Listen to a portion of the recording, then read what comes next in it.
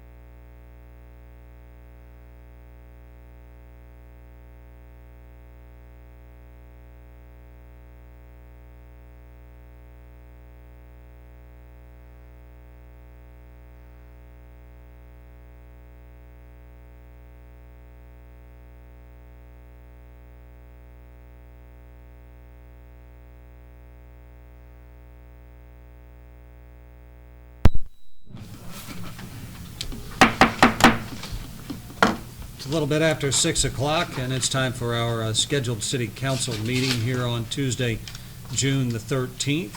And per usual, I'd ask that we all rise. And I'd ask Ms. Hughes to lead us in an invocation, please. With your body hands, we can please.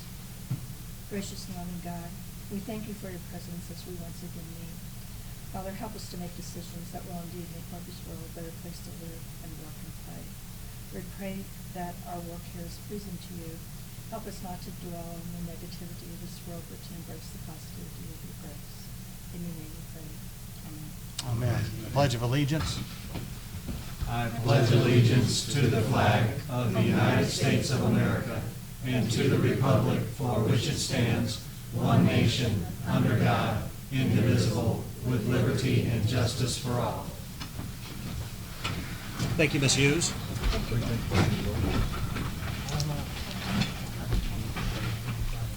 Deputy Clerk Ripley, would you please call the roll? Alderman Hughes. Here. Alderman Perry-Wichman. Here. Alderman Brown is excused. Alderman Voss. Here. Alderman McComb is absent. Alderman Urbis. Here. Alderman Bratton. Here. Alderman Bastian. Here. Alderman Campos. Here. And Alderman Pitt. Here. All right, I have a couple of programming notes in terms of the agenda before we get underway. One, we have reassigned committee chairmanships, and so you can take note of that this evening with one amendment, and that's community relations is going to be John Urbis, and public improvement is going to be Mike Bastian. And so that is a reassignment there on those committee chairmanships here at the top of the meeting. Also, once we get through the council minutes and the accounts payable, before we get into the regular committee and commission reports, I'd like to bump the mayor's report up to the top of the agenda tonight in order to accommodate our guests from the media, if that is pleasing to the council. All right? No problem. All right, then we'll get to the consideration of council minutes, minutes from the May 23rd meeting, which are included in your packet, and I'd entertain any questions regarding those at this time. There was only one that I found there that, when Janice asked about the spring, she was asking about Tina Drive, not Shoemaker. Oh, about the mosquito fogging? And it should be Tina that they. Yeah. Please make that addition to the amendment to the minutes. Any other questions regarding the minutes? Seeing none, I'd entertain a motion to approve. Second. There's a motion and a second. All in favor signify by saying aye. Aye. Opposed? Motion carries. That takes us to the accounts payable, receivable, and payrolls, which are also included in your packet. Entertain any questions regarding those items. We'll go to Mr. Bratton.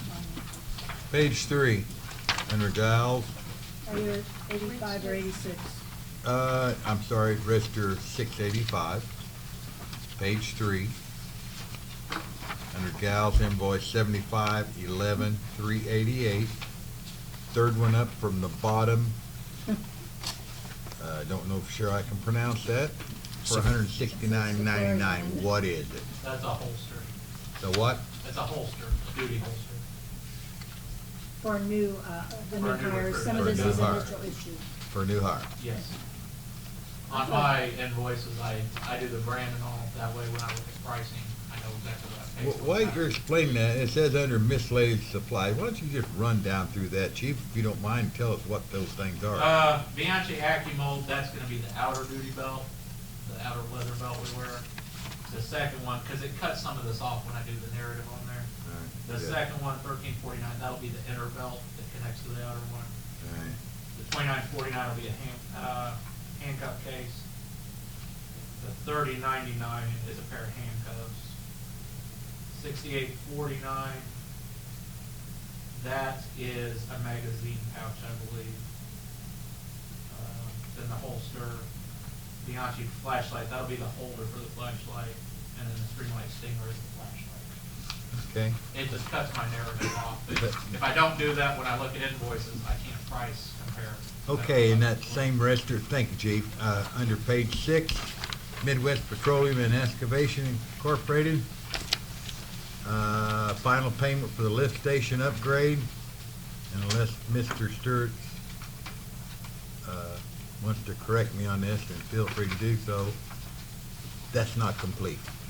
The gravel's dumped, but it has not been spread and put in place. Pardon? It's not been leveled, it's not No. there. So I say we hold that final payment till we get that done. Can I ask a question about the lift station? Is this the one out there by the battery place? No, this is not. Is this a new one? No, this is the one on North 19th Street. Yeah. I'm sorry, but that's all I could find. All right. No need to apologize. No. Okay. Register 686, page 7. We have 2 of them there. James McNally back pay. Did we vote to give that person a raise or something, or what's the deal? Yes, we do. There was some additional duties in the police department after the basement was cleared out, and that became usable space essentially again, that he's cleaning. And so he asked for some additional monies for doing the additional work. Okay, and if we can flip over to page 9. And for the Murfreesboro Lawn and Garden, did they put in $420 worth of mulch?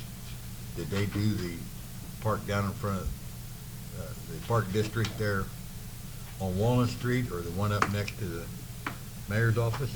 I know they were working on Smizer Plaza and also Town Center today. Putting mulch? Well, I just drove by. I just saw them out there weed eating essentially, and but That is where Mr. McComb got the mulch, though, for the stuff he put around the city. Yeah, but not $420 worth. No. I bought mulch from the same place, and it's I good think mulch. we're anticipating reimbursement for this from Smizer, though, Dan. Well, it's still yet, we need to Yeah, I question understand. that bill, and I like those guys, and I buy stuff from them, Yeah, I you know, do and too. bought the mulch, but that $420 for mulch, well, I know that I spoke with Bert Osborne today, and in following up on what Barb mentioned, he said that the funding for the landscaping of the parks and the concert series was a no-brainer, quote unquote, and so he was very confident that they would be funding that for whatever it's worth. Is it mulch and spreading mulch, or just mulch? This is like the labor's in there too. The mulch comes with a guy. This is Gary's? yeah, but Okay. Gary picked the mulch up and put it in himself, Oh, I don't know that. up around the city Do you annex. think He had- that's what he bought from Murfreesboro Lawn and Garden? Yeah, it Oh, was, okay. but like, and that's what I'm questioning, the $420 for That's what I'm the amount of looking mulch at. that went around there. Do you want to hold that particular portion? Just that portion of it, I think we ought to do the other, Okay, or verify with Alderman McComb. we'll do that. And were you recommending that we hold that final payment to wastewater? Yes, I do. Yeah, okay, thank you. Until we get the, Yeah. Mr. Stewart's blessing on that, 'cause everything's done. Any other questions on the bills? I had one. Mr. Urbis? Number 686, the last on page 5, the Hack or Hawk Company Service Agreement. Is that annual? It's wastewater treatment. Yeah. That's service agreement for the calibration work equipment down there. Is that an annual? And that's new equipment? Is that new equipment? No, that's our equipment, our lab equipment. Okay. We have to get certified or calibrated every year. Thank you. Excuse me. I joked to somebody the other day, Jim, that you could put circus line on there if it was in the sewer department. We'd say, yeah, well, we probably just gotta have it. But, you know, most of it we got, I mean, we have to have it. It seems like you get questioned more than anybody else, but anyway. Any other questions? That's all I have. All right, entertain a motion to pay the bills with the amendment of the one for Murfreesboro Lawn and Garden and the final payment on waste on the lift station. I so moved, Mr. Mayor. Okay? Second. Have a motion and a second. All in favor signify by saying aye. Aye. Opposed? Motion carries. All right, as I mentioned a moment ago, I amend the agenda and bump up to the top of the agenda this resolution concerning, actually, I had the appointment of Madeline, Madeline, never can remember exactly how to pronounce her last name, Steinley, to the Sally Logan Public Library Board, and that was a recommendation of Loretta Broomfield, the director there. She is also serving on the Historic Preservation Commission. You need a motion. I do. So moved. Second. I have a motion and a second. All in favor of the appointment signify by saying aye. Aye. Opposed? Motion carries.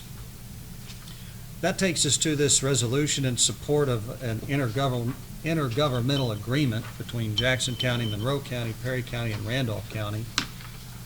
About 3 months ago, Mark Kina, who is a member of the Randolph County Board, reached out to me and said that he was wanting to put together a group of people to reconsider and try to reignite, push for 4 lanes, 127 up to Route 64. And so we've had, I think, 3 meetings, myself, people from each one of these 4 counties, elected officials. IDOT attended the last meeting and talked about the history of this project. It's been on the books for about 20 years. All of the right-of-way is purchased up to the Virgins portion, and with the talk of a $1 trillion federal infrastructure plan, thought the time was right to get our ducks in a row again. And so this is simply a resolution that would express the city of Murfreesboro's support for that expansion, and I would entertain anybody's questions regarding it. It was vetted by our city attorney.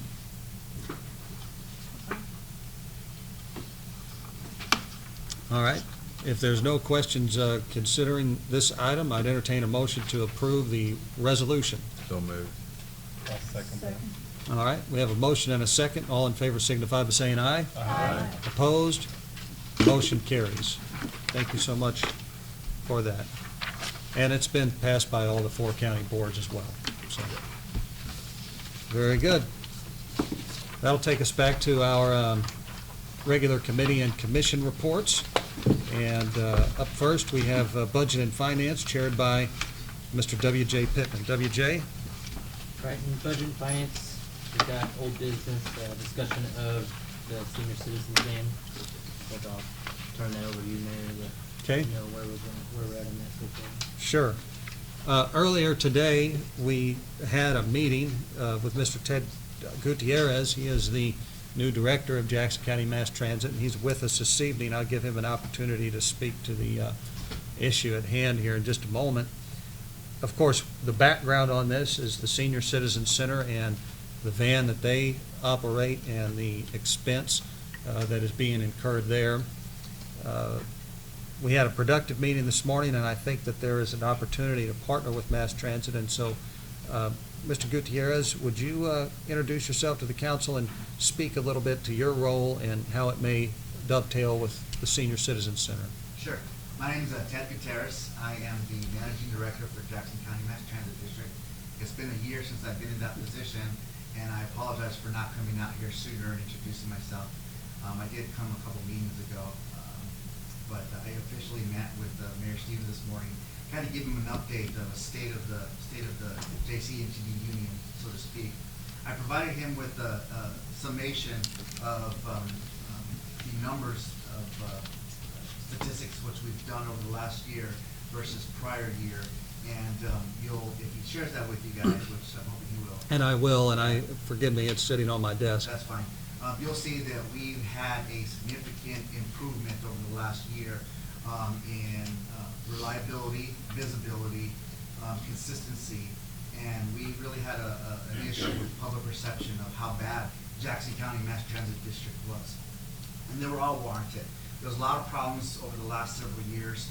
To put it kindly, there was just mismanagement of the whole organization. Since I've been there, we've been able to do a lot of improvements. We have a whole new administration there as well. We're a year into this thing, and I'd be more than happy to come and speak a little bit more as to what Jackson County Mass Transit can help with here in some of the different programs going on in Murfreesboro. We bring a lot of riders over to Murfreesboro on a daily basis through our township program that we have at no charge, and we take them back to Carbondale at no charge. So we're already present in the community. What Mayor and I spoke about this morning was possibly expanding our services to include the senior center, to take them to various appointments throughout the city and throughout Jackson County. More and more, it's expensive to maintain, provide vehicles for any type of service. And what I'm finding is most of these services, these organizations, they want to get out of the transportation business. And I say that's a good thing. Let us take care of whatever transportation needs there are, and you guys can focus on your primary, which in this case is working with the senior citizens there as well. So it was just the first meeting of hopefully a couple where we can kind of sit down and figure out how we can provide those services to the senior center here in Murfreesboro. And I can definitely meet with anybody who is interested in talking with me a little bit further on some of the things that we provide. I just ask that, if you do, just give me a day or so, or actually even better, stop in any time in Carbondale, or stop by and say hello, give me a call, send me an email, whatever you want to do. I'd be more than happy to disclose whatever information you'd like.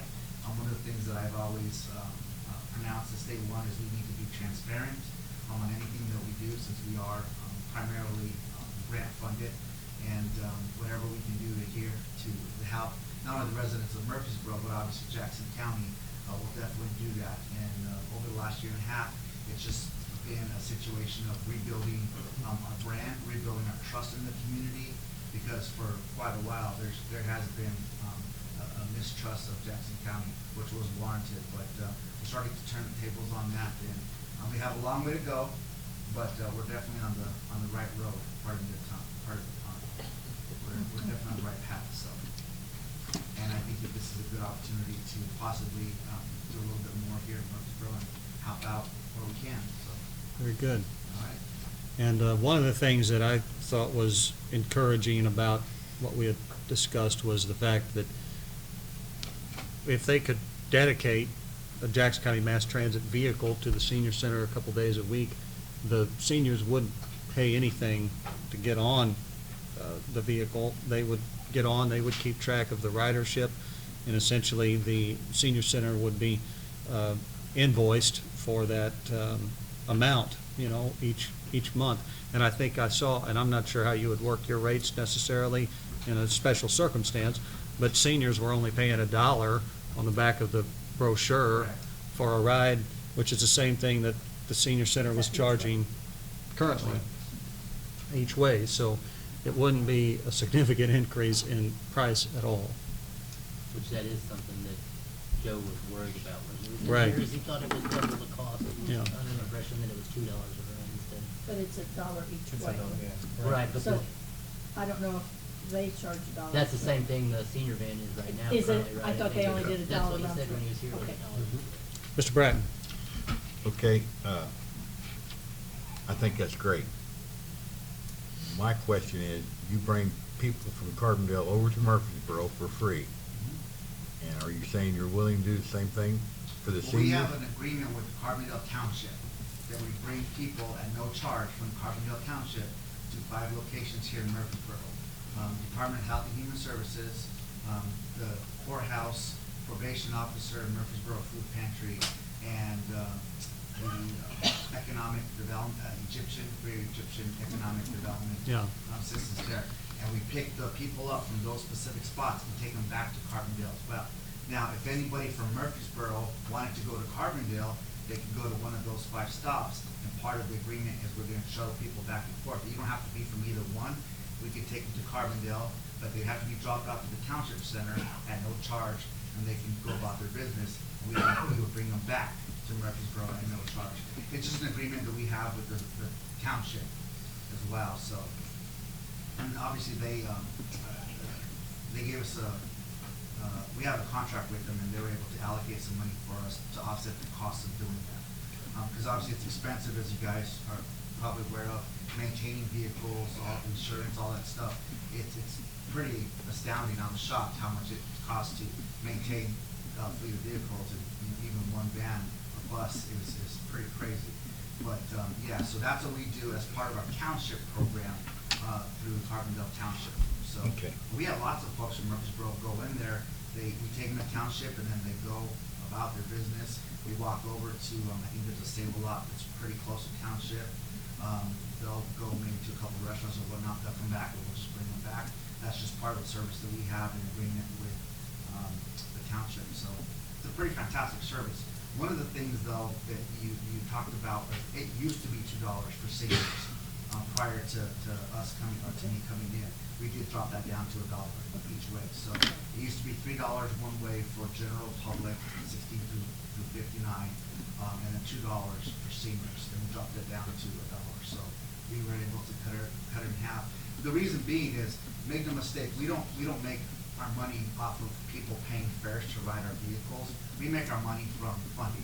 The more rides that we can give to people, the more that we're allowed to apply in funding. So my goal is not to, charge it as much as we can to make money off of the fares. My goal is to get people in the seats, and my goal is to serve the community which we're tasked to serve, which wasn't being done effectively prior to me coming in. So that was one of the commitments that I have, is to simply just do what we're supposed to do.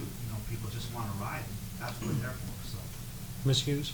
Yes, when they're invoiced once a month, it would go to the senior center, I'm assuming, or to that organization. I don't know that for sure, but is that based on the number of people that rode that month, or is it based on, this is what we will charge you for a month? No. We typically base it on the number of people that Okay. participate, because it's not fair. Yeah, because there may be months that you Yeah, of have course. 10, and there may be months that you have 1. Right, so, it would just, we just need to sit down and actually go over the specifics of Okay. an agreement, or a contract, whatever you But want to call it. generally, it is So, based on the amount of seats that are filled during that month. correct. By For- that organization. Yes, ma'am. For example, the food pantry, we bring people over to the Murfreesboro Food Pantry. In the past, we would take them back to the township, but of course, a lot of those folks have some bags, right? So we went into an agreement with the Murfreesboro Food Pantry. They had a little bit of extra funding. So what they do now is that they give out a pass, and we take those people straight to their homes. And we invoice the Murfreesboro Food Pantry. And there's like maybe 12 or 14 people a month that actually do that, so we invoice them $14 a month, right? So, once again, it's not to make money, it's just to do what we're supposed to be doing. And, it's just the right thing to do, so. If I could interject, or no, Gloria, go ahead.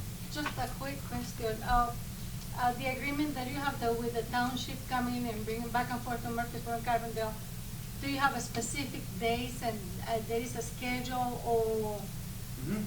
Yes, it's Monday through Friday. Mhm. We bring people over here, we pick people up at the township at 8:30, 9, 10, 12, 1, and 2. Okay. And of course, then we drop them off throughout the city, or the hospital. I forgot, the hospital is one place we take them to at no charge. And we pick them up and we take them back. So it's essentially all day long. Okay. So, and most people who ride that township route, they already know about it and they just show up. But people who would need a ride, they could obviously call us and we can figure something out to be able to pick them up. But I think it's good to just remind that the Senior Citizen Board does operate and, govern the senior center. And so I think that the best next step would be to get together with Joe Balsano, schedule another meeting, because ultimately the agreement's going to have to be between Mass Transit and the senior center, but the city has a large say in that because we're the ones that have been footing the bill for the van and for a multitude of other things over the years. So that would be my recommendation. as far as the next step before we took any action. Would you refresh my memory? Do they use that van daily, or is it so many days a week that they take people? I believe it's Monday through Friday. Okay, thank you. But I don't know that they have ridership necessarily. I think Every that that single day, ridership yeah. could be condensed to the Into benefit of 2 the days transit or authority whatever, into a yeah. couple days a week. All right, thank you. So, Yeah, we're definitely here all day, Monday through Friday. We have contract with START, of course, the township, the food pantry, so. And you should be seeing a lot of our buses all the way around. We so do. I've been Hopefully seeing a lot much more lately. so than in the Yeah, past. much more than. Yeah. So, Yeah. and moving, not just sitting in one place. That's Right. right. So, That's right. if you notice, anything odd, let me know. So, and of course, I'll share my information with everybody. I shared it with Mayor Stevens and WJ earlier today, so once again, I'd be happy to meet anytime one-on-one with you guys, or by all means, stop by, say hello. We have our board meeting, our monthly board meeting coming up on Thursday. I invited Mayor Stevens to come out. Public is welcome to attend. This one should be pretty interesting. We have some stuff going on, but for the betterment of JCMTD going forward, so. excellent. Any Thank other you. questions? Thank you. All right. Thank you. Thank you so much. Appreciate it. All right. So then are we going to, do we want to arrange a meeting between the Senior Citizens Board or just? I think that a good next step would be for, since WJ, you and I had this initial meeting, if you and I want to get together with Joe and, talk to him about what was discussed this evening, kind of take the temperature of how that's received, and then, move forward from there. All right? That's it in old business. In new business, we have presentation of audit for fiscal year ending 12/31/16 by Mark Dallas and Anna Gitterslav, Kroger Economical. I think Anna's here. I'm gonna start with an apology. I'm getting over a cold, so if you have trouble understanding me, please let me know. But as I said, I'm Anna Gitterslav. I'm a CPA and partner with Kroger Economical. Mark Dallas, our other partner, isn't here. He's out in the Smoky Mountains tonight, so I'll be jealous and get me instead. And he knew that this was on his schedule and he still went? Yeah, he couldn't reschedule it. Yeah, okay. You got the good end of it. I agree. You should have in front of you the board presentation we prepared for you. It's got a bunch of tabs in it. I am not going to read through. You said this is pretty thick. I'm not going to go through every page tonight. But I am here for your benefit, so if you guys have any questions for me, please don't hesitate to interrupt and ask me. The first tab here, the overview, I'm going to hit the highlights in there. The second tab is your management communication tab. That's a formal letter between us, the audit firm, and you, those charged with governance. That's required communication that we have to give to you.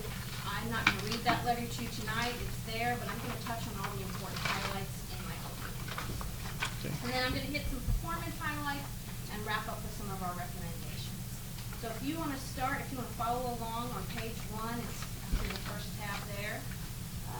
Most importantly, it's important to understand that the fair presentation of the financial statements is management's responsibility. Our responsibility as the audit firm is to express an opinion on those financial statements. So for the FY16 fiscal year, we expressed an unmodified opinion. An unmodified opinion means our opinion was not modified for any reason. It's the highest opinion we can give as an audit firm. It's a clean opinion, if you will. To get to the point where we reach that opinion, we have various tools in place throughout the planning and fieldwork of the audit. We look at your internal controls, your processes and procedures to see who's doing what, how it's done, are they good controls, is there good segregation of duties. We do a lot of substantive testing where we're digging into some of the details and looking at actual invoices. And so we do a good, thorough audit of your financial information.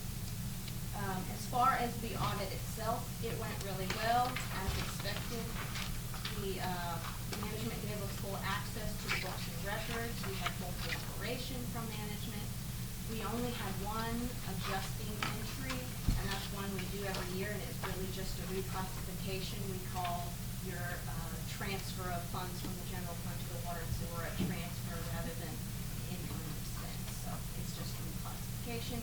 We didn't have any past adjustments. In some years, an audit firm may find adjustments that they would propose to management and suggest being made, and management might decide that they don't want to make that adjustment for whatever reason.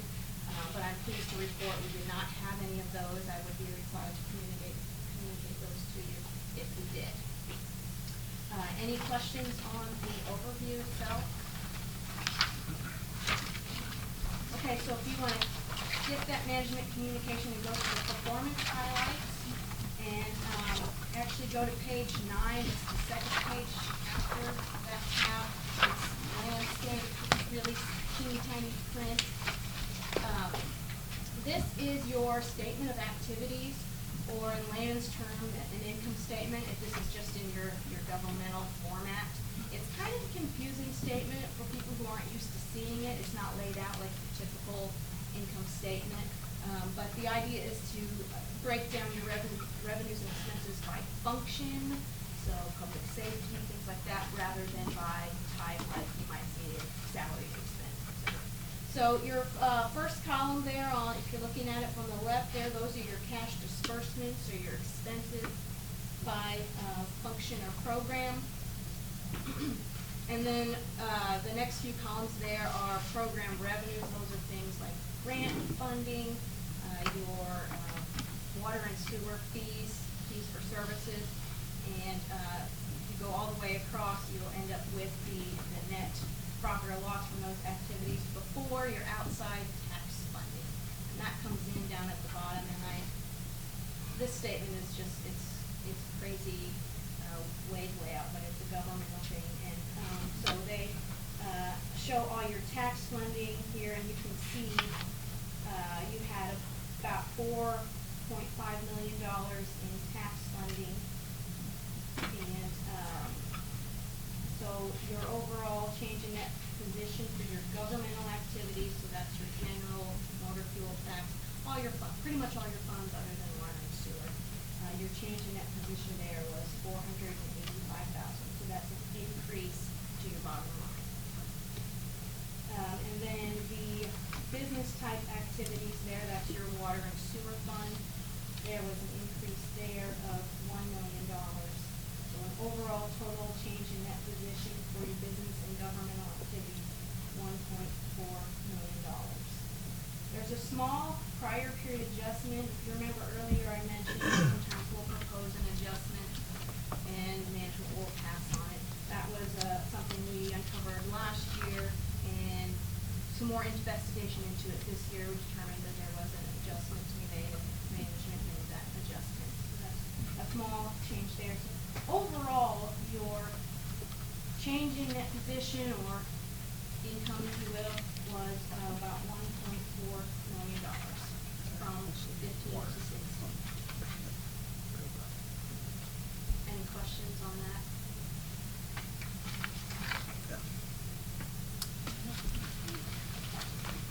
So if you flip back to the page previous to that, page 8, this is your statement of net position. You might hear it in the public sector called the balance sheet, but this is a snapshot in time.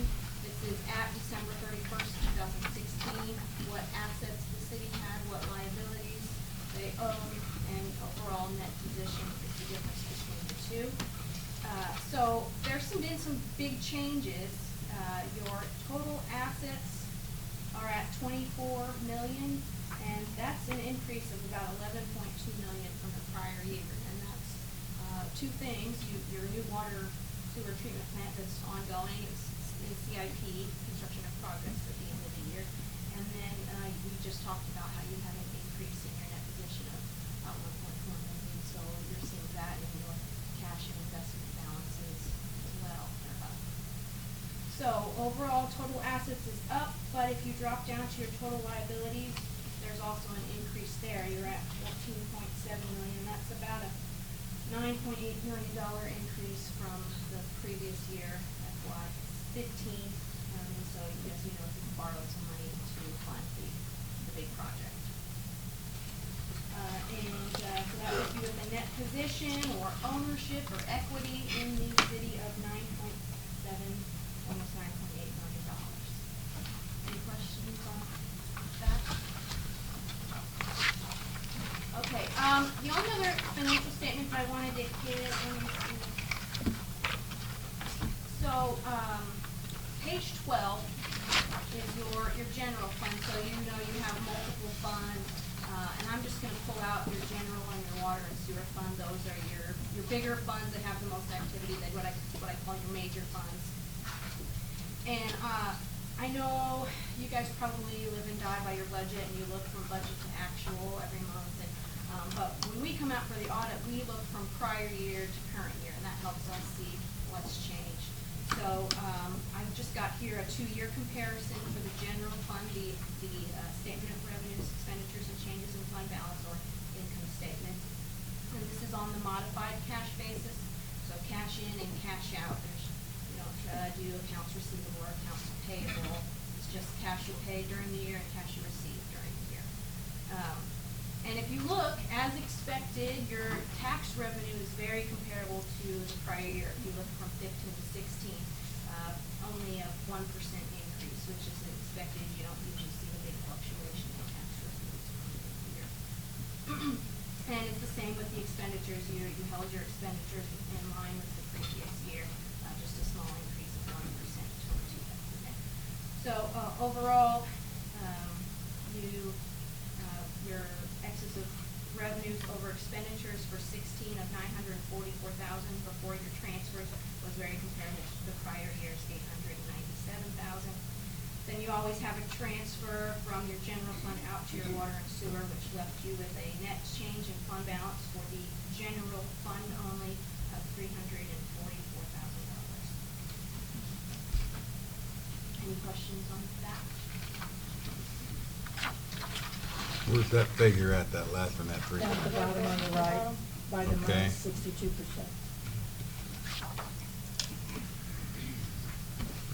Thank you. And if you want to skip a page and go to page 14, the water and sewer fund, your other major fund, and this is a proprietary fund, so you're performing a service and receiving fees for that service. If you look, your total operating revenues and each line item, they're all very in line with the prior year, comparing 15 to 16 there. But if you drop down to the operating expenses, I did want to highlight that you had a significant decrease in your operating expenses, over $200,000 for the year. And that's all in that, pretty much all in that purchase of water line item. And you purchased less gallons during the year, and we think it's to the new water main. It's really saved you some money. And I've got another later on in the comments, I've got an interesting statistic that'll really show it too, what's changed.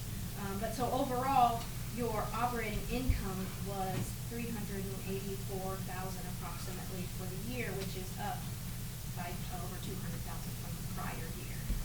So non-operating revenues, you had a special debt forgiveness last year, so that throws the comparison off a little bit. But I mean, overall, your operating income is the key there, that it's went up significantly. Any questions on that? Okay, so the last thing I wanted to touch on was the advisory comments tab. And these are recommendations from us to you, management, and those charged with governance. And I'm pleased to say we don't have any new comments this year. There's nothing new. We didn't have any new issues that came up. And we were able to actually take several off of here. And so things have been changed or done to really decrease, our recommendations, if you will. However, I am going to keep these on here year after year as long as they're there, because they're about segregation of duties. And as I mentioned at the beginning, we really look at your internal controls and your processes and procedures and who does what. That's very important in helping prevent and detect fraud. If you watch the news at all, local governments are in the news, especially in our area, pretty often for fraud. Now, I'm not saying fraud has occurred here at all. I'm saying, if you see that in the news, it all goes back to one thing, and it's segregation of duties. It's one person having too much access to too many steps in the process. So if, we see an area that we think is at risk, we're gonna let you know about it. Is there a cost benefit for you to add another employee to alleviate this? Maybe not. I mean, with the smaller, that'd be tough to say, you know, to spend a bunch of money on some salaries to save a few pennies, I don't know. But, the fact that we have no audit adjustments tells me that you are getting accurate financial statements throughout the year, so that's a positive. But I did wanna, mention these here.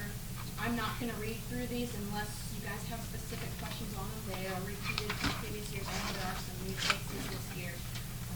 But it's basically going back to, in these processes, making sure someone doesn't have access to too many steps.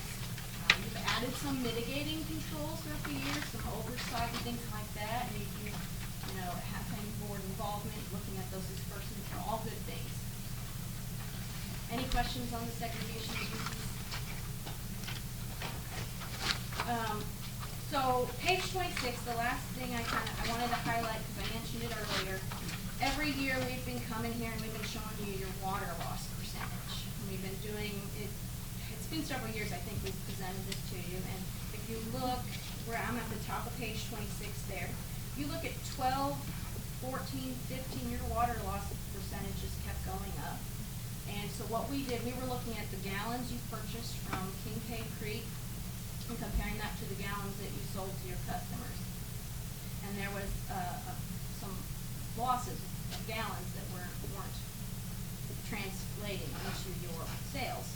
And this year, you can see in 16 that loss percentage is down 20%. And there is going to be some loss, from events you have and water main breaks and such. But I think this is telling as to the savings you've seen in the cost of water.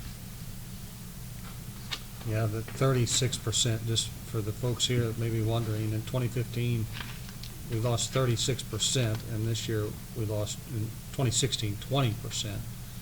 And two things primarily contributed to that for new council members who maybe didn't know, but of course the new water main on Walnut Street, I think that was a big portion.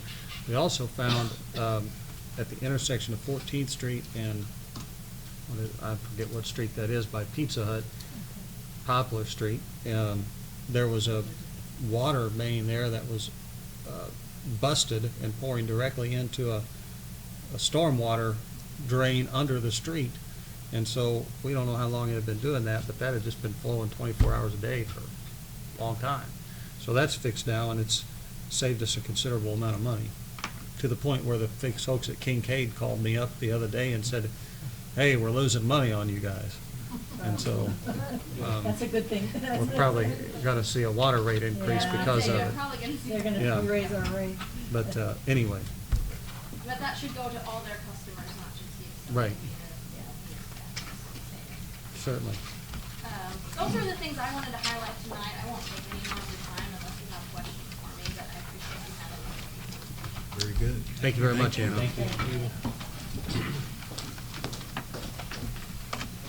Next item is discussion and approval of annual prevailing wage ordinance. I guess that's what you.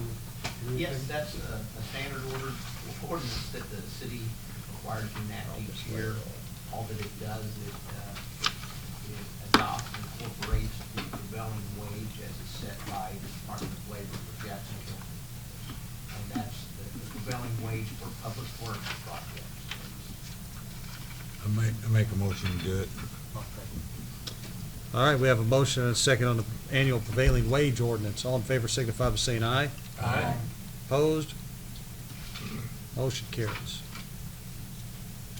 And last item, budget finance, is updates from Mike Jones regarding tourism projects and expenditures. Mr. Jones? Well, what would you like to know? We, I can speak to that, I suppose.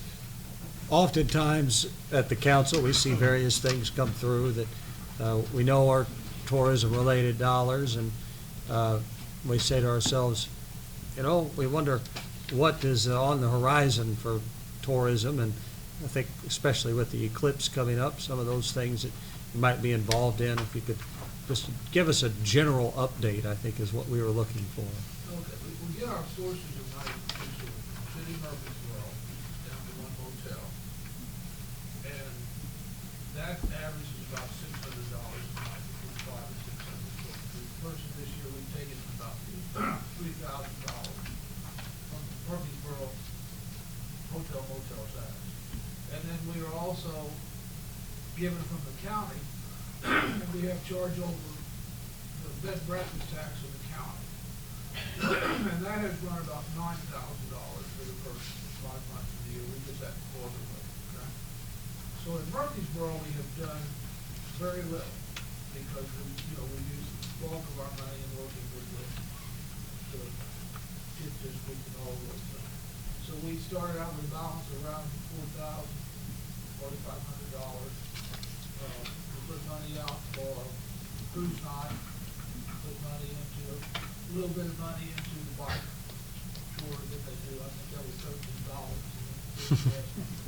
Hometown Christmas is about all we spend on outside of our regular operating expenses, which we have, which are utilities and water that pay for, I think, lights at the sign and different things like that. And the county money, we've had quite a few projects that have come to fruition, and so we've spent a lot of money on the county money. One of those is a new webpage that is much superior to the one we had, and we have much more control over what is in it and being able to update it. We've had a video made that we can put on the webpage, and then also break that down into commercials. All these things you guys can see if you want to look at. We've ordered banners for the city that will have 3 themes on it, because you try to brand your city. One of them is Apple City, one of them is Logan and Memorial Day, and one of them is Barbecue Capital of Illinois. And these new banners will take place of the Murfreesboro banners that you see now. And we hope to have them up by the 1st of August. And we want to have them in place for the eclipse when all of these people descend on us. Hopefully descend on us. That's what. So this is basically what we spend our money on. I mean, we spend our money on marketing. Once we have the video in place, we're going to look at commercials, short TV commercials in markets that are affordable. And then this is something down the road that we had to get the video done before we could look at the commercials and cut out that shorter piece to go in commercial. We did buy Eclipse glasses, which we're going to distribute to our restaurants and our bed and breakfasts that send money in, so that they have something to give away to the people who come in. And we bought 11,000 of them. So there's about $2,500. So we can even distribute them to the city council if they'd like to watch it. Wear them during the meetings. Do you have any logo on the side of those? It has a Murfreesboro tourism logo Good, on the side good. of it. Good. That's real good. It has Logan and the Apple, so it's those 2 things that we brand there. But that's pretty much what we've done so far. The banners are going to be the most expensive. I will tell you, we worked with 17th Street, and they're going to contribute about half of the banner cost. So Some of those were while on we'll our have an invoice coming through for $8,200 and some odd dollars out of our county funds. We will be responsible for about $3,800 when we get all of that part paid out. In fact, I've got that figure here, because I was looking at that today. I said I did.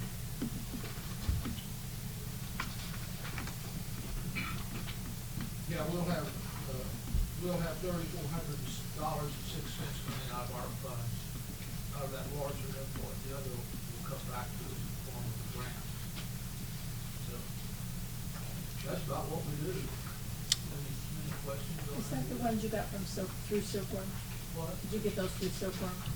did. Yeah, okay. Yeah, we got to see the graphics on those. Those are very, Yeah. very attractive. Yeah, Those They are are really sharp. very The attractive. graphics were real And they're nice. made of a better material, these are vinyl, Good. not cloth. Oh, that's And it's supposed to be more protected from the sun, have more protection from the sun, resilience to the sun. Okay. So I think they're gonna really look nice downtown. Good. Any other questions for Mr. Jones? I just want to thank you for coming and giving us an update, and the new banners are going to look great. We appreciate all the other work you do. Not a problem. Thank you. Thank you. And, I was going to ask, Mr. Jones, do you know what you mentioned the new website. What is that website address? Yes, it is. That's the one thing I can't tell you. I Okay. don't she's Google. Okay. I know, trying to memorize them. Okay, all right. I can email that to Sandra. That's okay, I could just, Darren. I wanted to add something to what Mr. Jones said. Yeah. There was, in addition to the banners, it's all new brackets for the banners. That's good, yes. right. I have to mention that, but they're very, very nice looking banner, or brackets, not beat up and bent like the rest of Yeah. all we have. So these are fiberglass poles with aluminum bodies. Oh, that's We don't have to nice. worry about dust. Yeah, they really went all out, and they're gonna look great. So, Mr. I believe that web address is southernillinoistourism.org. Okay. Internet nerd takes care of it. Term of endearment there, I guess. There's only some things only Mike Jones could get away with. Hey, I think things for her. Just things that we do. All right. Looks like that's the last item in Budget and Finance. Open it up to public comment. Yes, ma'am. Okay, I own Lovely Brew Coffee Shop. I have a big hole in the front of our coffee shop that I'm requesting the city to repair. And I also would like to have 2 30-minute parking. And the courthouse, another suggestion I was thinking about is making it a one-way and having diagonally parking all the way around the courthouse. You can put more cars there. They can enter from, either the sheriff's department, just on that one block, one Mhm. way, going on, Chestnut. well, yeah, but, like if you're coming from the sheriff's department, they would have to turn left on Chestnut, because that's a one-way, and then they would have to turn right on 12th Street, Mm-hmm. or 11th Street. 11. Yeah, and all around that block have diagonally parking, and you'd be able to put more individuals in there. Yeah, we could certainly make sure that the street issue there, the pothole, whatever it is, we can get that looked at. The 2 30-minute parking signs we'll have to put on our next agenda for official consideration. It's interesting you bring up the one-way around the courthouse, because that, when I was on the county board, has been discussed. This city council has discussed it, and Numerous times, yes. it's never officially really happened, and I'm not exactly sure why. I mean, there's various issues. The sheriff's department doesn't want to have to make that extra turn because, response time and different things, but certainly something that could be revisited. All right, we'll make sure that parking issue is on our next agenda. Also, I have another question. Okay? Well, our next meeting will be the 4th Tuesday at 6 o'clock. The 4th Tuesday. Yes. It's the second and fourth Tuesday at 6. Second one is North 7th Street. I'm requesting that a speed bump be put out there due to the fact of speeders. We both live out on 7th. She lives on the other side of Boss Lane, and I live on the north side. And FedEx, Cimarron, all of these big trucks glare up and down this road. This used to be a country setting, and I can understand that, we're moving with the times.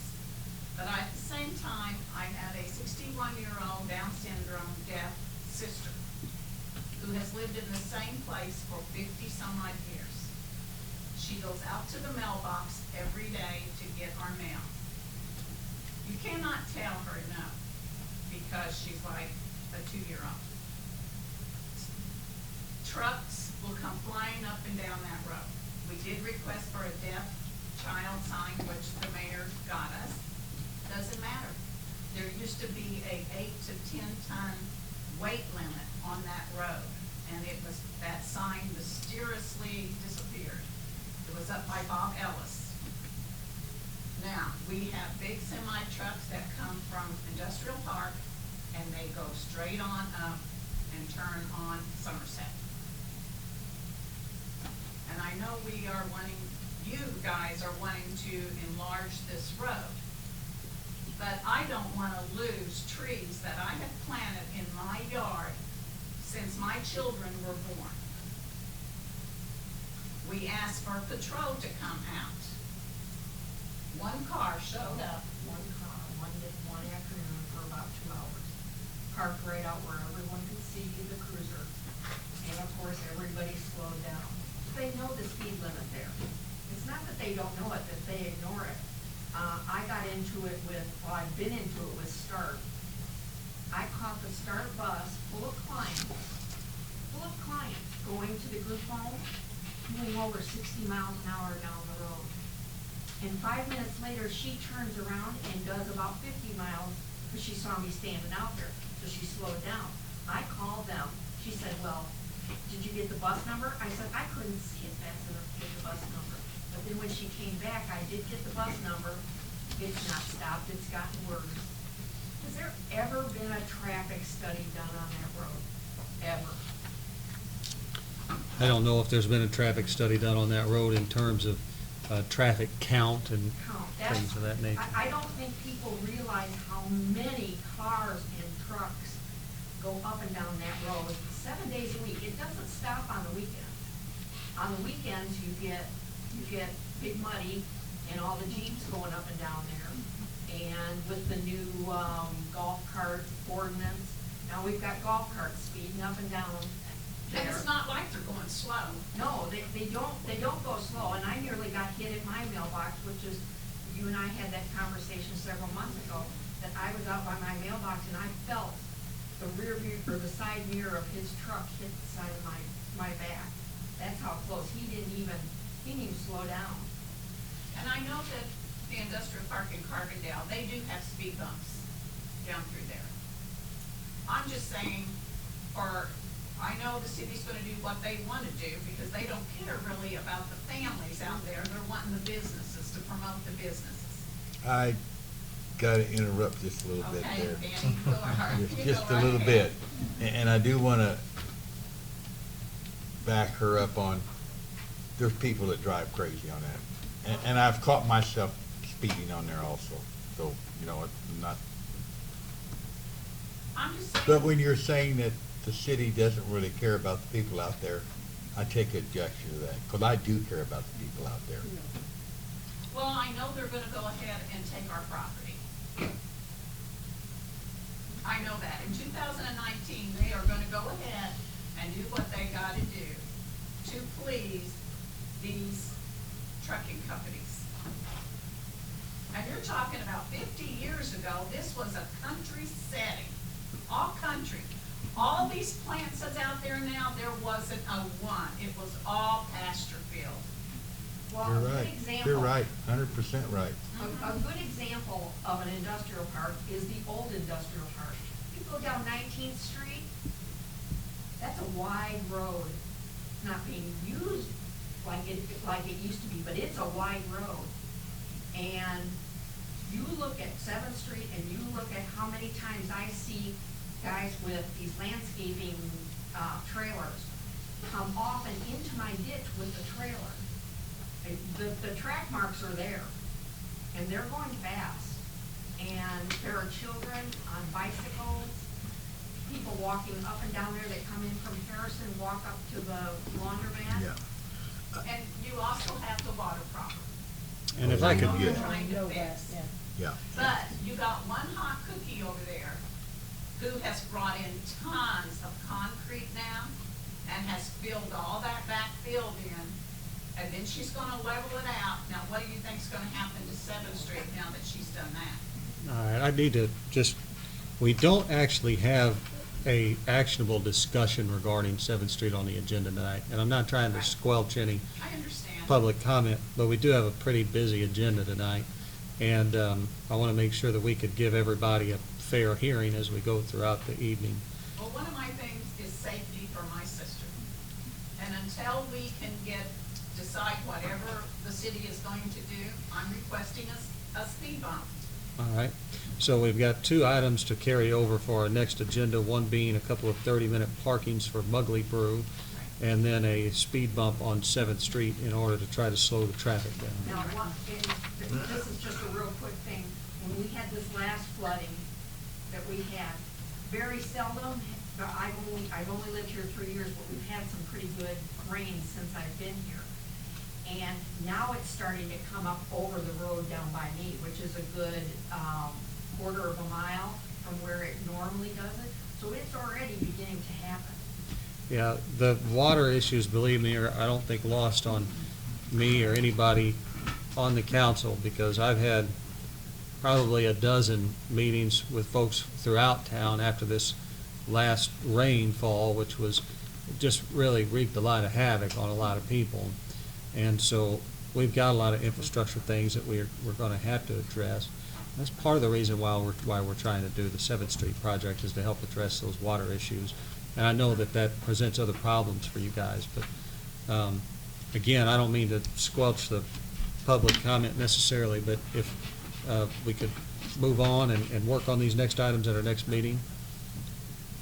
Thank you very much. That'll be the 4th Tuesday at 6 o'clock. All right, just want to make sure that you know. All right. Any other That's fine with public me. comment under budget and finance? All right, seeing none, that'll take us to building and grounds, and that is chaired by Mr. Gary McComb, and in his absence, I will handle these items. We have under old business, discussion regarding the proposal submitted by Murfreesboro Lawn and Garden. As I mentioned earlier, I spoke with Bert Osborne today, and it's his belief that they'll have a meeting again at the end of this month, and that they'll be funding all the landscaping and the concerts. So that's good news. If there's no other discussion on that, then we'll go to the additional insurance coverage for use of city property. This is this TULIP program that was featured in the Illinois Municipal League magazine. And I think I may have an update from our attorney, Mr. Blake, on that. Richard? I will give you what update I have, and I'll let Sandra fill in further. And everybody has a copy of that article on the package. That is a program that provides basically a special event type insurance. Through that program, the city would also be named as an additional insured. For that type of insurance to be available, it needs to either be available through your insurance carrier, or, of course, this article came from the Illinois Municipal League. The Illinois Municipal League Risk Management Association offers it, which states in this article, which the city does not have any insurance through them. Sandra has spoken with an agency, and this is a program that's not available through them. So for it to be a program that would be available for anyone using city facilities, parks, et cetera, for an event, it's not an insurance we would see that would be available. Since it needs to be available for your insurance carrier to offer it, which I know that Sandra found out is that special event insurance, of course, can be obtained for various insurance carriers, not just the city's insurance carrier. But So- as with that, and again, your questions, the costs, varies from event to event, what it is. Natural accident, some other event, if there's alcohol involved. We don't have a whole lot of information other than the TULIP insurance program's not gonna be available to anyone with city events for Murfreesboro unless Murfreesboro was to use an insurance carrier that provides it, which at this time the city doesn't. We do? We do not. Do not, okay. Does our regular liability insurance cover these things? I mean, we've been having events for years.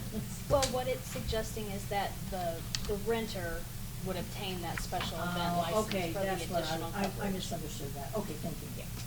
It's like the tenant would Right. use it. Yes. Okay, thank you. I would just offer my opinion on this and say that I don't think that this is something we need to pursue.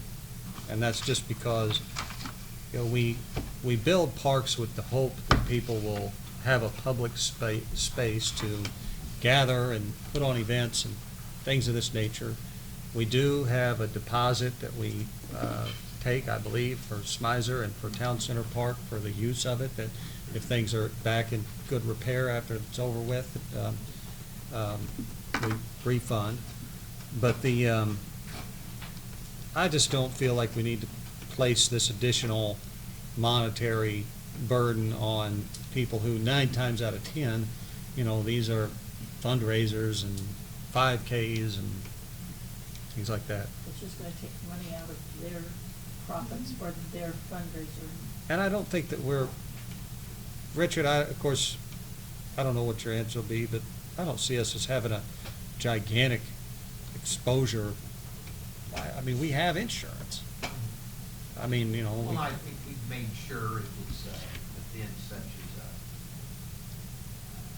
say, 17th Street Barbecue Cook-Off, where the city's streets are in use. Yeah. Make sure that they carry the proper insurance to cover the city. Yeah. Events such as that. Same with like Apple Festival, they have their own. They have their own. Sure. They name us as additional insured as well. But a 5-year-old's birthday party, I'm not gonna rain on their parade with some extra insurance in case a water balloon goes in the street or something. So anyway. All right, we'll move on from that question to discussion regarding ownership of Mount Carmel Cemetery located on Route 127 South. And I'll look again to our attorney, Mr. Blake, for any comment he may have on this item. I don't know how up-to-date you are on it. Well, I will tell you what we know, and for background, and Sandra and Mayor can add to any background of how this comes up. A situation came up where someone who has a relative or relatives who are buried at that cemetery, which this cemetery is out of city limits. It's been mowed and maintained for many years by Murfreesboro Township. A tree has fallen on a certain grave site or grave sites, and some Murfreesboro Township does not want to pay the cost of the cleanup of that tree. This individual, and I believe Murfreesboro Township had indicated to this individual they do not own the cemetery. The city of Murfreesboro does. This individual did go to the assessor's office. The assessor's office, which we already were aware of this, the assessor's office shows the city of Murfreesboro to own that cemetery. We had done some research previously when we were looking at the various properties that are in the city's name, which we were, looking at properties to sell. So we were looking at, why is this cemetery shown to be owned by the city of Murfreesboro? In researching at that time of the assessor's records, we can't find any reference to any document showing the city of Murfreesboro to actually own the cemetery, other than their notation on the property record card, city of Murfreesboro with the city administration building's address. We've done some further research. Is that note dated? No. It would just be where it's typed in, city of Murfreesboro and then the address. So, how many years they've shown the city of Murfreesboro to own that cemetery, we don't know. I know Sandra has said that there's no records that the city has of ever showing maintenance or doing anything in relation to the cemetery.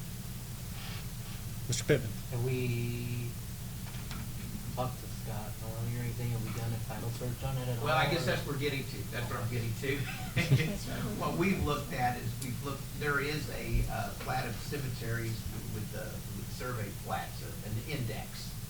We don't see any cemetery plats for the cemetery. In looking at an old plat map, a 1907 plat map, at the time, all of the area is owned by the, what are they? The Big Muddy Coal and Iron Company, which owned all the land in that area for years ago. And at that time, the 1907 plat has a marker and says cemetery in that area. And what we did do, we did speak with Scott, and we did look at the first subdivision from that area, which was made in October of 1925. It shows lots being subdivided off. At that time, it was Consolidated Coal Company of St. Louis, which was the successor to the previous coal company. It indicates the cemetery there. It just says cemetery. No further information. So, we don't know how, at this point, the cemetery ever developed. And what has happened in sometimes in history is there may have been a family or neighbors in a certain area who began burying their loved ones in a certain area, and as time goes on, when property has been conveyed away, they convey property and they accept that part used for cemetery purposes. A lot of times cemeteries didn't develop in that fashion. So right now we don't have anything showing who owns it. If we want to do further investigation, find out who owns it, we would recommend having Jackson County Abstract do a search. Scott, Ed spoke with Scott, and he did not give us any type of quote, this is what's going to cost the search. The city wants to know who actually owns it, or if there's a basis to say the city of Murfreesboro owns it, that's what it would take to search back to when the Big Muddy Iron and Coal Company owned it, and see just how it was conveyed off to anybody, or if it ever was, or if it was just accepted off when properties around it were conveyed away. Questions from the council? Are they asking us to remove this tree and replace the memorial stone? Is that what has brought this up, actually? That's what brought this question up Okay. at this point. And we really didn't know before that this was even in our name, or we We were aware of it? knew the assessor's office Thought it had was. it in Okay. named city of Murfreesboro. All right. Mr. Pittman? Would the burden be on us to prove that we don't own it? I mean, we wouldn't have to pay for a search, and, I mean, if they wanna pay for a title search and say that we own it, then we should fix it, then that would be on them, correct? Well, I'm not certain. I mean, because, essentially the only legal record showing ownership says that we own it. So But wouldn't that's it the just a burden notation. I be? mean, a notation on an assessor's note card is not a legal, No. representation that we own it. I wouldn't think so. I mean, they have site owners' names incorrect on a lot of tax bills, Yeah. that, They do, and it could have been at some point, somebody could have told Murfreesboro and said Murfreesboro Township, go down to the city of Murfreesboro. Yeah, That's, could very well be. is there a tax bill that comes out for that? well, it's exempt. Okay, so we'll say- I would think, and you're our city attorney, that the burden of proof would be on them. And if we would go out and remove the tree, if there's any tombstones that are damaged, we've automatically said we're responsible, even though we haven't said it, and we're gonna be liable for that too, so. There's also a certain sense, though, that we ought to try to get along with our other neighboring governmental entities, I mean, to a certain extent, and at some point, we're gonna have to figure out who actually owns this cemetery. So, I mean, I don't, perhaps the best thing to do would be to ask the township if they would split the cost with us or something, just out of a sense of trying to get along with, our local township government. If we had the money in the bank that they have, I'd go say, let's just go out and take care of the tree, but that ain't the case. We take care of them, and they're good to us on trash stuff and whatever, and we want to work with them, but you know, they get a lot of the taxes, the money that we take care of on the streets and stuff like that, because it's in Murfreesboro Township, so I suggest, just my opinion, that we leave well enough alone at this time. They want to do a title search. You know, I think the burden of proof's on them. Well, I know a girl that died about 10 years ago, and she was buried there, and my husband's grandparents are buried out there, but they all attended Mount Carbon Church. So Correct. I always just assumed it was owned by Mount Carbon Church. I thought so too, actually. That's like the Lutheran cemetery out there on White Acres. The Lutheran cemetery they own that, and they sell plots out there.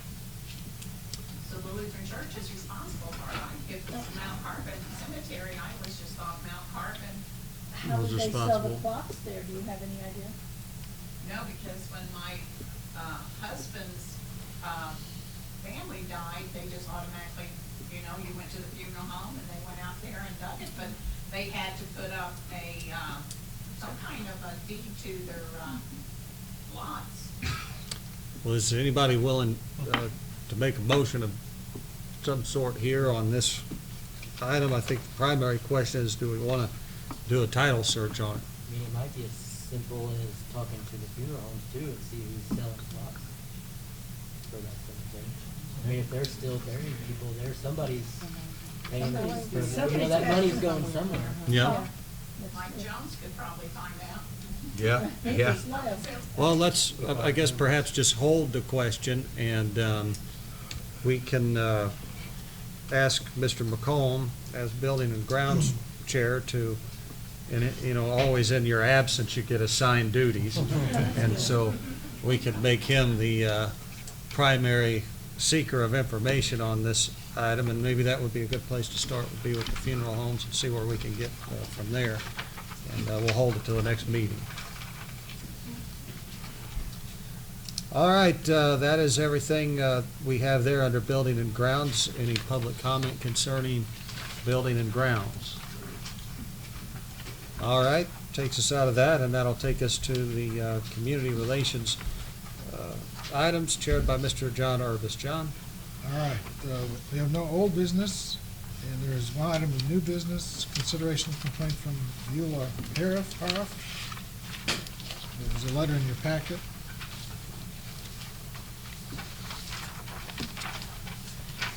Is she here? Beulah Hariff? She is not. I'd like to know how old the water is. Yeah, that was my first question. And whether it's gas or electric, because gas we don't do that. So, as I understand it, the water main break that was experienced by Kincaid, Reeds Creek Conservancy District, it was at that time that she says that she lost this water heater. Mr. Lee? Correct. Okay. We will no time, they're not our water mains, so we do not shut them off, we're not doing it or anything like that. So they would fall on Kincaid's, I guess before it was them or how we have to know. Is this in the city, 830 Water Plant Road? In our water district, our water customers, but we don't own the mains. So It was a main break, not a city break. Correct. Okay. This is the one where the whole city was on the boil order that was at Kincaid Conservancy. they had an Okay. issue plan, they had to shut down. Yeah, yes, I remember. People ran the water for Yeah. a certain amount of time. Yes. So, John, what do you think? Well, I was thinking contact her and ask her how old it was, and if she has anyone that will support her claim that that's why her water heater went out.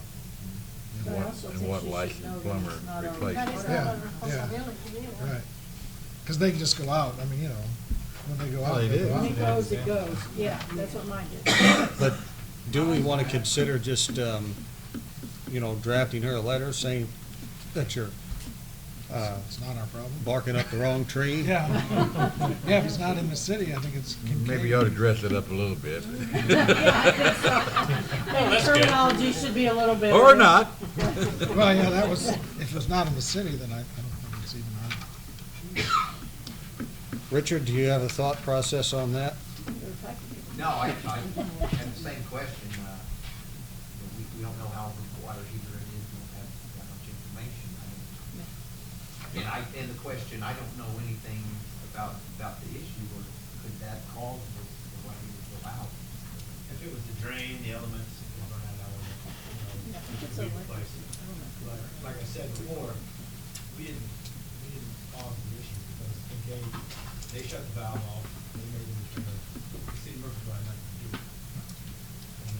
Or we Well, could, I we just think could, she we needs to be could make, informed of we that. could send a thing back that we're denying the claim because we did not cause the problem. I don't know that we should even use that negative terminology of denying the claim. I think she should just be, have an informative letter that says, this is not a city break, this was Kincaid water, these were not our lines that were the problem. And we did not, you're right, we did not issue any kind of notification, but Kincaid did. This, it's kind of out of our realm. Yeah, I found out about it after it said you couldn't have to boil it anymore. Great. That's what's wrong with me. Did your water heater go out? No, I drank all that water, I should have been boiling. All right, so do we have a motion here? I would make a motion that he sent a letter informing her that this was not a Murfreesboro water line that broke, but a Kincaid line. She should contact them. Not a And city then we'll line, go from right. there. All right, all in favor, signify by saying aye. Aye. Opposed? Thank you. Any public comment on community relations? I'm sorry, could I have something, I have a question, under community relations. I had, a phone call recently from, I think her last name was Johnson, from the lady that, where Polka Dots and Paisleys used to be, and she's opened up a resale shop. She was asking me about, the, trash containers that go up and down Walnut Street. Who provides those? City. The city provides those? Well, we changed the trash out in them.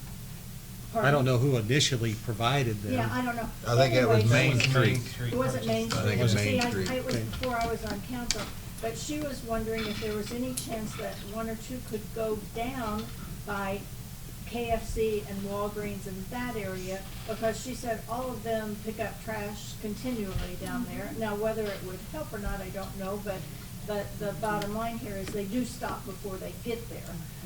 And I didn't know if it was something that Main Street had done originally, or if we did them, I have no idea.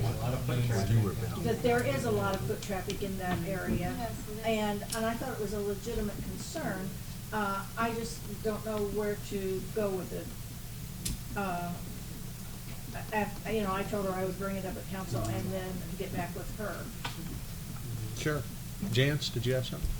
I was in agreement because like there's not even like a trash can or anything at the end of the driveway at that KFC and Taco Bell and it's Walgreens. and Yeah, there is Walgreens, a- there's there's just- nothing And yeah. then there's a smoke shop across, Uh-huh. I mean, that's a big trash area, But really. it is a Kind of hazard. our front door. Mhm. Yeah, it is our front door, and Yeah. it's our ward.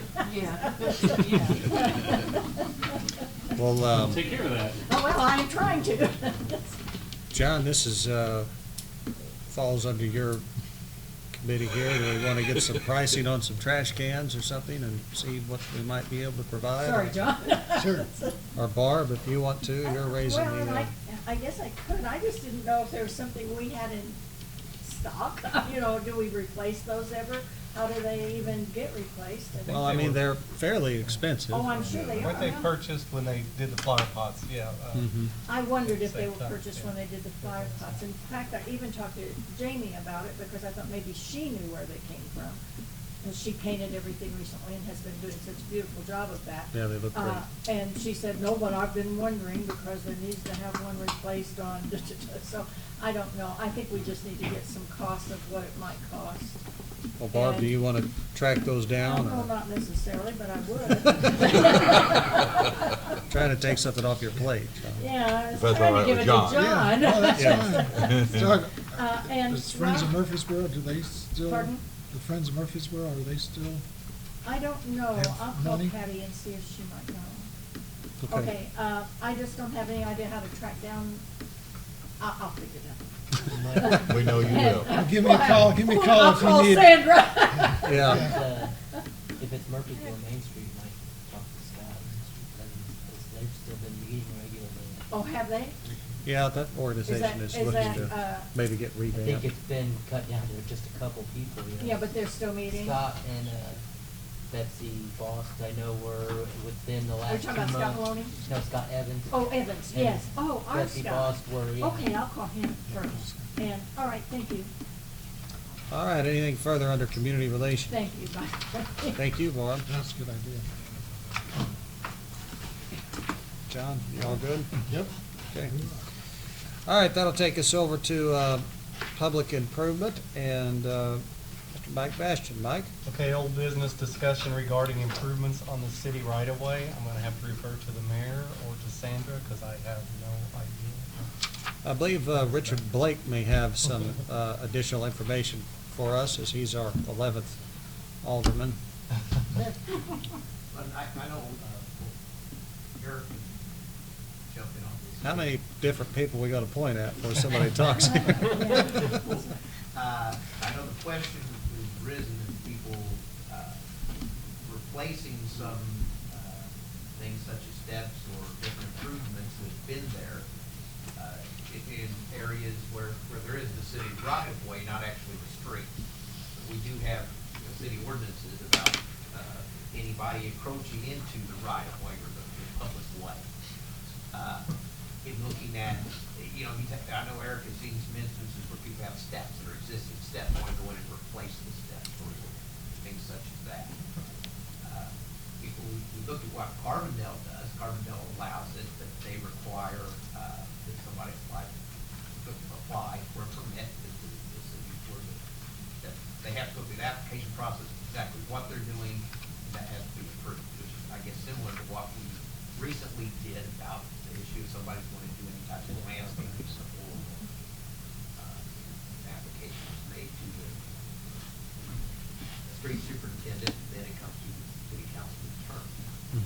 I did speak briefly with Harold about any ADA issues, but, you know, speaking with Harold, we don't really have something uniform. It would really depend project to project if it's something that's going to cause an issue or not. He's going to do a little further work, and I'll get you that question further today. So, you know, I guess, you know, Eric can kind of fill in what are some of the issues he's been running into, and I don't think we see an issue with, you know, if the city council wants to, putting in some procedure in place that can be requested and then approved on an individualized basis, depending on circumstances. Eric? Well, I just felt uncomfortable with this situation, so I had 2 or 3 of them right in a row, actually right down the street from each other. And so I talked to Richard about this, that maybe we ought to put something in place to cover these situations. It's on city property. We're talking about like the stairs that go down, like over on Well, the street. between the sidewalk and the street, there's usually a little piece of concrete, like Yeah, a walkway. yeah. That would belong up to their house. So it's all our right of way, but we've got city money for them to do, they're doing it. They were there in the first place, they're just replacing it. Eric or Mr. Pittman? I mean, I don't know, Eric, you got something else, but I was just saying, like, if somebody's willing to put money into improving, you know, something in the front of their house, well, can't we make that as easy on them as possible, you know, so. Yeah, I mean, I've got one of those little walkways in front of my house on 20th Street, goes right up, you know, across the area between the sidewalk and the street and the boulevard. And I don't know that it would hurt anything for us to have a, you know, no-cost informational sheet that somebody ought to fill out or whatever. I know my neighbor's putting bricks in hers, pavers. You know, it'll look nice. I think. But, yeah, we probably should have some sort of approval process. Yeah, some of these have sidewalks, Yeah, some of us don't.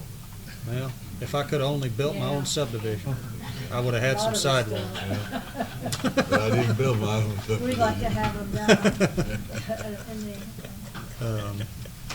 historic preservation area. All right, well, I'd entertain a motion on this, or we want to hold this. Mr. Bastian, your thoughts? I think we need to go ahead if we could get a motion on it. Yeah, and just to make an application, free of cost. If they're gonna make an improvement, then it has to be approved by the city. Eric, do you have something already, I'm sure, similar in nature to this, it could just be modified? Sure. Yeah, I mean. And they're biggest thing you're is talking it's about on- them paying for their own Mhm. content. Sure, yeah. We just need to know that it's on our property. Is that Right away, They're not exactly. Building a gazebo there. Yeah, they're- and they have to be Okay, with the approved, sidewalk. you know. Well, maybe Eric could go ahead and look for that, and then we could put it on the next. Well, Yeah. and that's what I was gonna ask, you guys wanted to come to you guys, but I mean, not going on to Darren and Tim, but their utilities right there. And that's what we need to look at. I think, you know, my Typically, it opinion won't be is, that deep, but is that, Eric, when these types of things would be turned into you, I think, you know, you've got certainly enough experience in your job to be able to look at something and say, if somebody's replacing a 2-foot wide little patch of concrete on the boulevard, I'd be comfortable with you saying, you know, fine, and signing off on it. If somebody comes and says they wanna, you know, do some much larger production than replacing existing structures, then maybe that ought to be something that comes before the council for further. sure, and I talked to Darren and Tim about stuff like this. Sure. Just don't jump into things.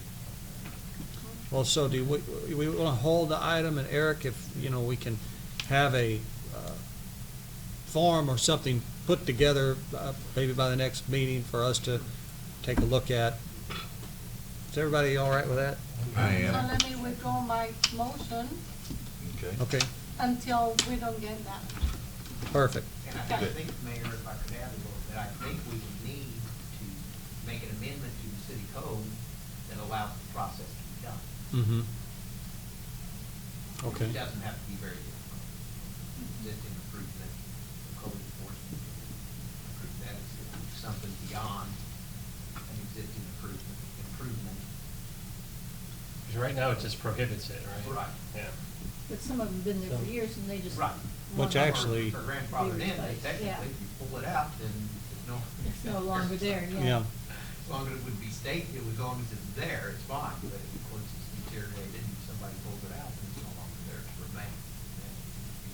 Sure. So Mr. can we Pittman? make the motion to make that amendment to this code? I just think we need a Or we could come draft. back with a draft. I just think I we just need a think so draft. we could have it wrapped up next meeting, you know, is that something that would have to? Well, if we had a draft, then we Ahead could of time, even we act could- on it next yeah. meeting. Mhm. So you can get us the draft. Yes. Okay. Good. The next item is a discussion and review of ordinances regarding billboards. I don't know, Richard, if you have any information for us on that? I think Eric knows more about it Okay. than I do. Right now, billboards are not permitted right now, billboards are not permitted anywhere except in the industrial district. It's not permitted. Oh, There's certain limits on billboards that would be hard to put in the industrial district. You don't have to make that many industrial districts right now. Just for background, for those of you that maybe don't, this item comes to the agenda from Chris Greither from Greither Paint and Auto Body. He is wanting to put up a billboard similar to the ones that are east of town. 17th Street Barbecue is, I think Rex Burke owns that bigger billboard out there. And wanting to put it up on his property with a forward-facing type billboard. And currently, the city ordinance bans them all together, other than those that are existing.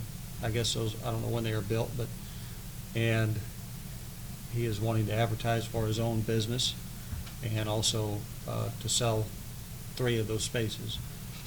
I did some research this afternoon on it.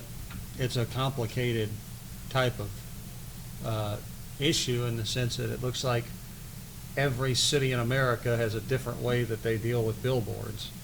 Many of them ban them completely. Some of them have, you know, a list of 40 different stipulations that it has to meet. So I'm always going to lean toward, you know, letting people kind of do things on their own property, and if it helps his business, great. But at the same time, it is something I think we need to be a little bit judicious in how we would proceed, because, you know, we don't want to wind up driving down a tunnel of billboards. Anybody else's thoughts? Where is that business on Greider? Greither is located near the intersection of 13 and 127, kind of back off the highway behind America's Best Value Inn, Just east of the river. just east of the river. Kind of behind where the little golf. The mini golf? Right. Yes, Eric. That's what I was gonna say where he wants to put his out front, it used to be Todd's. Originally, yes. Then it was Fitzpatrick's. Yeah.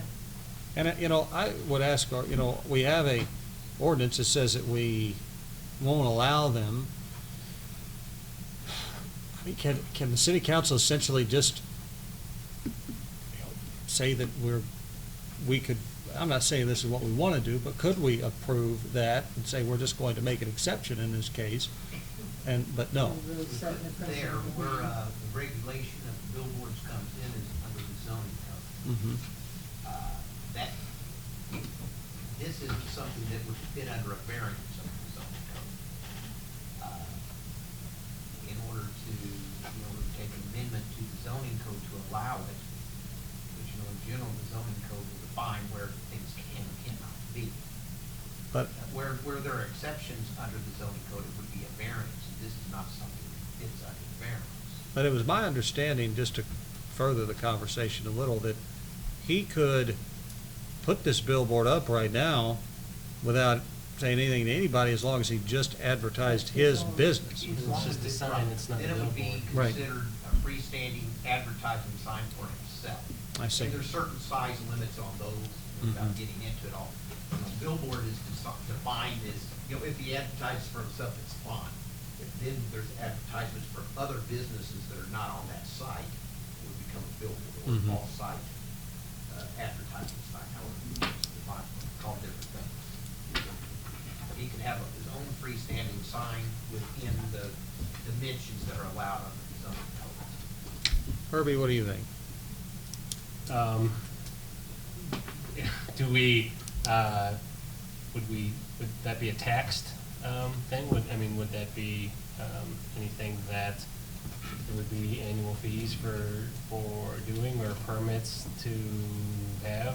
It might upgrade his property tax bill a little bit, I don't know. Well, and if we amend it to allow it, I don't know that it's going to result in a boon of signs that suddenly turn the landscape ugly. And if that begins to happen, then we could act again, could we not? Or Well, we could, we could, change our mind and then change our mind again later, I suppose, but. If it's approved, if it's approved, if we make a change and then it's approved, we can't make them take it down. Right. No, they would be grandfathered in at that Right. point, but we could Right. stop the further. Process. Yeah. Eric? I'm really You'd be surprised how many of these big sign companies really keep an eye on things. Yeah. They start moving in. Call me, Yeah. ask. Really? They bugged me for years about that next month, so, trying to fly it, trying to do anything to get that, and, there's nothing where they can. A couple companies, they're aggressive. Can we have parameters, only so many? That's probably where you get into those lengthy Right. Rules about Right. it within certain distance of one another and have a certain amount, but not too many. I did read today that you cannot regulate there's not been anybody successfully in court regulate what type of advertising is placed on them, you know, under, you know, free speech, First Amendment type. That's something I worry about too, you know, right there as you come into town. Yeah. And you see so many of these billboards that for a year and a half will have, you know, the advertisement for the people who own the billboard, trying to advertise the space that never gets rented out, you know, And then when they do put up something, it could be offensive. right. Mhm, Or exactly. they put something up and don't maintain it after the first year and it's a faded, you know, non-taken care of, you know. The First sign. Bank and Trust would probably buy one, wouldn't they? Yeah, I know. Talking to the wrong guy. I think we should I tell know, them I'm to not put up a interested sign. either. Yeah. Yeah, You're not high enough on the food chain, right? All right. No, I'm not. I mean, I'll entertain any kind of recommendation here. I mean, I certainly have my own, but I'm not. But it wouldn't hurt to review the ordinances and come back with what, you know, they think that we should do or what would be acceptable, but by the next meeting, we'll just table it instead of, I mean, we could go back and forth and whatever for 10 or 15 minutes, but if we let them do their background check and come up with a recommendation, then I think it's going to be a better solution. Who So- are you recommending the attorney to take on that? Or when you said they, are you talking about Well, Reither? I mean, I think Eric deals with it, and if he needs any Okay, advice from I mean, we talk Richard, about these you know, things because this I'm is- sure that he'll go to him, but I think that Eric's the man that we want to go to on this, and if he needs some advice on legal stuff, he knows where to go. Absolutely, but I mean, this has to go to public hearing, it's all done by state law, we change the text. Do that in zoning code. I'd just like us to notify the gentleman and tell him he can put up his own on his own Personal. property, Yeah, but he 100%. cannot sell any spaces on it. Yeah. And He is aware of he that, is yeah. aware of Yeah, that, I've been talking to okay. Chris for a long And time about I'm not in favor of it then, if he's been made aware of it and, I don't know, I just, And we're gonna have that motel property. I know and it. Exactly, I think- and I'm not at all in favor of it. I'm not either. I think we can tell him he can put up a sign. All right, well, I tell you what, maybe we could, do we want to ask Mr. Greither to come to a meeting, or do we just want to say, well? I think Eric's taking care of it. Yeah, I mean, I went after that day and talked to Chris, I mean, I already talked to you Yeah. about that. And he understands. I've talked to Chris over the years about his signage. He understands. He just wants to see if there's a way the city would agree to do it. So we view Well, that I as think a they stance. put 'em No. on- You don't need a Well, motion or alone. anything for it. No. Just leave it all. Yeah, it's So, proposed. Next item on the agenda is the update on the Brownfield grant. All right, I can help with that. We have, as the old saying is, we have good news and we have bad news. Okay. And I'll give you the bad news first. Okay. The Brownfield grant was not awarded to the city, but the good news is that we have a conference call, myself and Emily Burke set up for this coming week or next. I actually had a conference call scheduled last week, which was canceled. There's another one being scheduled. And the Brownfield program is going to give us pointers and information on why the application wasn't awarded and things we can do to make it better. And the group that put the application together for us is willing to resubmit that grant at no charge. And so we're going to get another Go at it. and it won't cost us any money, and we'll have a better tailored product because we're going to get feedback from the agency that gives out the grants. So that's the update. Okay, under new business, discussion regarding yard sale at 17th and Walnut Street. I don't know, did you put that on the agenda after we spoke? Or did we get a complaint, or? I'm not sure. This has been a Been on the agenda topic of before. discussion Right. before, but I You mean. can say I did it, because Yes. Yeah. I Well, and wish I I had it. had, That's not a talked to the mayor, problem. I've had a lot of complaints about that as Sure. well, But it's his so I think own it needs to property, be isn't it? discussed again, or well, at you some know, point in time. we're on to Martin Shalomos on the old depot. And I've been pretty strong trying to get that going, but we're coming back into town, and my wife says, "You're on poor Martin," which I don't think he's poor. She said, "And look at that right there." She said, "He's a property owner." I said, "Well, there's something because he owns the property." She said, "Well, Martin's a property owner."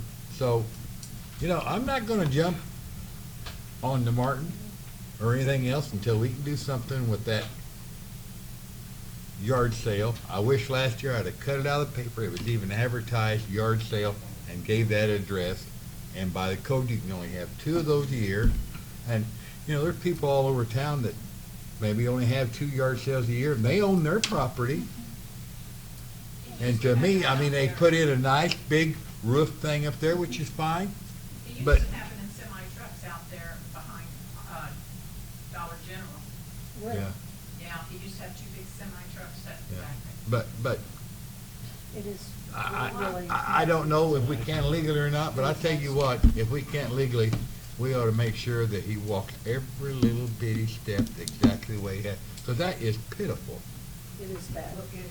I agree. It's an eyesore. It is an eyesore. And he has mattresses that do not. Mattresses and old couches Well- and I just say illegal, I would say it's illegal to resell All right, if we could Takes them have to the car wash and wash it. one at a time. Come on. So anyway, I don't know if I told Sandra to do this or not, or maybe she just read my open mind. But anyway, well, there's not much up there. Anyway, there's something needs to be done about that corner. Well, let's And I'm ask, not picking on that gentleman. let's, The city of- let's ask this question, because this is what I remember from the previous discussion. He owns that building adjacent to that parking lot, and he has most of these items that he puts out there in that building, essentially as storage, even though it says 17th Street resale on there. I don't think he really has regular hours or anything when that business is open. And then he moves that stuff out onto that lot, and then when the sale's over, he moves it back in. See Now- on that lot? He owns that lot. So the last time we discussed it, I think as Bill Pearson said, Rural King owns their building and they have the parking lot out front and they've got a bunch of product out for sale. Now, you and I know that what Rural King's got going on out there doesn't look like an unmade bed. But is it the same situation? Our city attorney, your thoughts? I guess the thing that would be different from something such as Rural King, would be that in Rural King, they do keep the products inside, and when you buy something, you go inside to, they do maintain business within their inside premises. We also have a similar situation with, recently, and been doing it, but we amended the city code to allow businesses to have their products out on sidewalks in 30-feet area or 30-inch area. But of course, they have their goods outside, but they also are operating the business on inside business, which I think would make that distinction there. I guess, by our city code, we really don't give a definition of what we consider a yard sale. I know that he has advertised it as such before, but I don't know if he continues to advertise it as that. I don't know, I sure wish I'd have cut it out of the paper last year. Mr. Pittman, did you have something? Is there a sales tax revenue off of any of that? Front pocket. I'd say that's probably suspect. Yeah. No, it's the yard sale. I don't know. I don't know. So, Richard, you're saying that we don't have a good definition of what a yard sale is in our city ordinance to your knowledge, At all, it just says yard sale. and everybody just knows what that is. Yes. Will the sign that he put outside and that piece of plywood that says yard sale will be considered an advertising? I don't know. Does he have something out front that says yard sale? He does. Yes, Oh, he okay, I does. didn't It- know that. When plywood with, I think, orange spray paint. So Good. will that be considered, yeah, If he's calling yeah. it that. So, Plywood. but basically, if he takes the sign down, it's no longer a yard sale, it's a sale. Because we really don't have a good definition. I mean, I'm playing devil's advocate Well, here. yeah, I don't or like he- it he'd there begin either. to sell things inside. Yeah, I mean, Well, Move the cash register. Yeah. have to move his cash register inside, he's got it made. Yes, Danny? He's not gonna sell anything out there, out of that building. I've got to shut down, I've had to shut down for years. Oh. Just because it's an Not unsafe letting him go structure, back or? in there. He has the cheapest extension cords run down the walls, everywhere, that's his wiring. There's a hole in the roof when he was trying to hold, options inside. He was selling food from a hot plate in there. Flat out lied to the health inspectors, to their face and mine, about it. So, as far as I'm concerned, he's not getting back in that building, that's why he's doing what he's doing. So it's a yard sale. I will not let him back in that building. No water, no power. How can he do it? Can he, He's just using that as storage, there's not people in it. It was the people going inside. They were, I mean, there were buckets in there with the water running through the roof hole. That'd be a problem.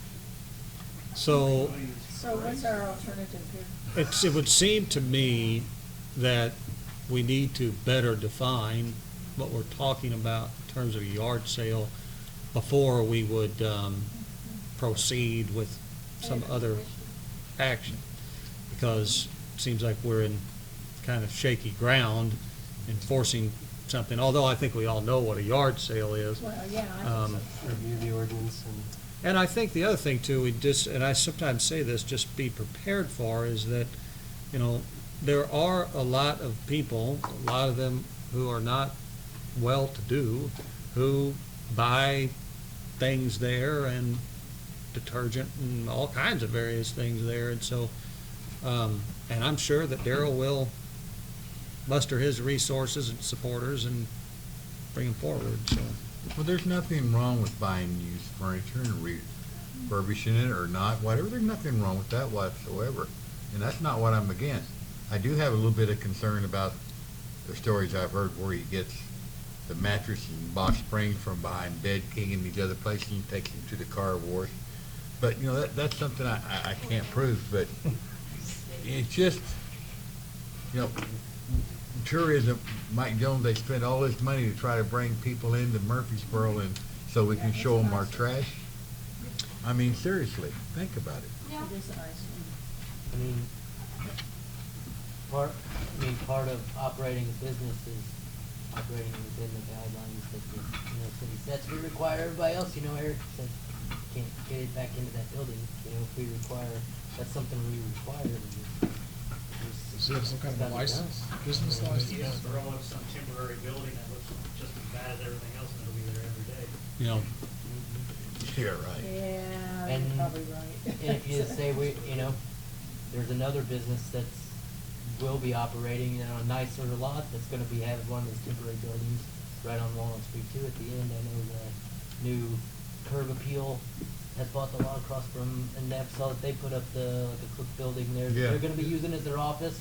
So if he does that, what can we do to stop him from doing that, What's that called again? Curb Appeal on the catty Yeah, I corner know from where it's at. Casey's, my office, They But- put like a cook building there, and they're gonna use that as their office to sell, mulch and stuff out of. Right. So if he does that, well, he can, But he's not selling used mulch. no. It's not a yard sale, is On it? Walnut Street selling used. It's items. recycled. It's recycled. all right, so I think the step is to better define our yard sale. I'd ask our city attorney to put that on his long list of things that we pay him to do. And we'll come back with that, and then we can maybe make some steps forward. Mr. Figure out a Square. way to resolve this problem for us and make it go away, which is what I'd like to request. And I think there's a gentleman there had, Do you have ordinances regarding privacy, things around junkyard? We do. Yeah, we do. It's not. So then we have a big fence around it, and then you Oh. can see through it. It's also Not good. yet. Yeah. And they can sell billboards on it.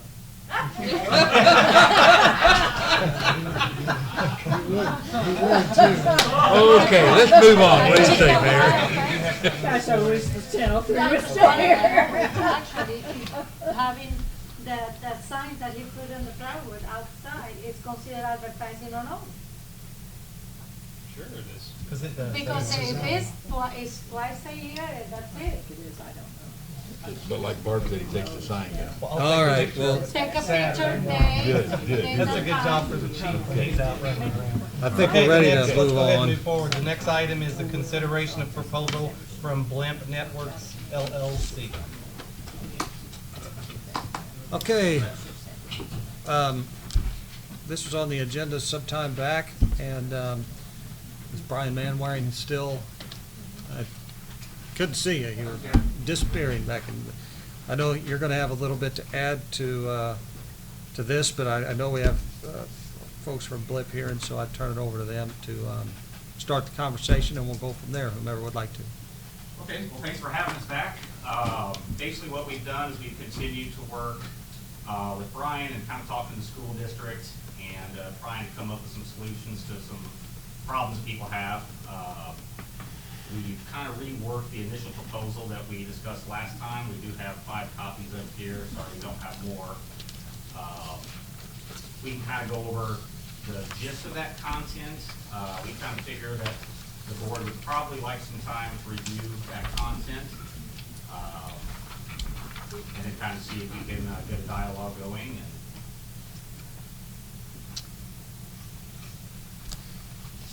In terms of this agreement, and this is a exchange of services agreement, I believe, correct?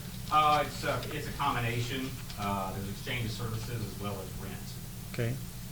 And the flyover from 30,000 feet on all of this is? Yeah, so the flyover from 30,000 feet is there's a list of services that were requested through the city, through Brian. Some of them we can provide now, some of them we cannot provide now, and those are kind of clearly stated out in the appendix.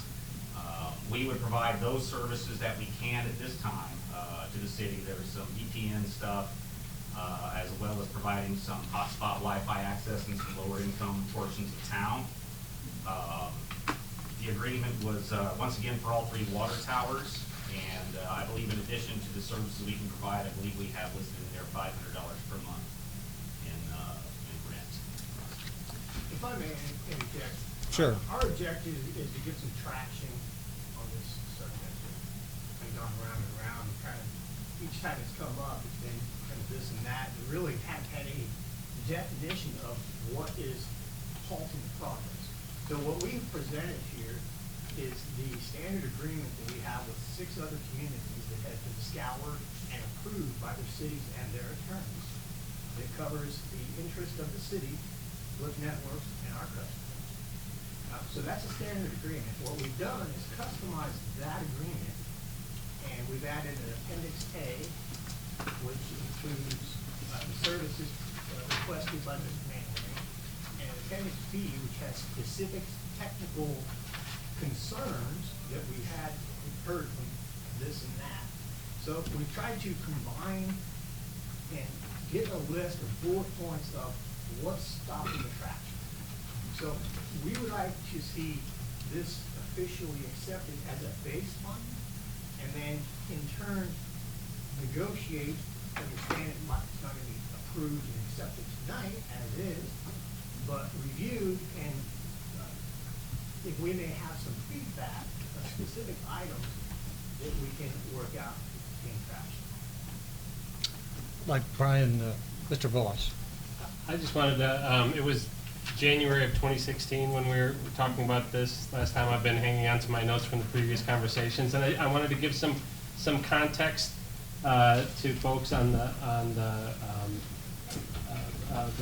gentleman from Blip.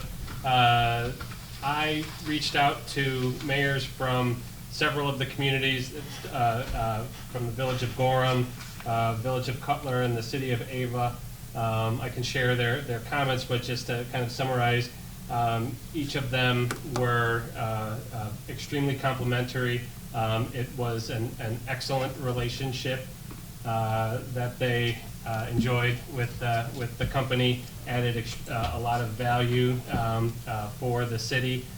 There's some concern, there has been some concern expressed on that the equipment mounted on the water towers is somehow an eyesore.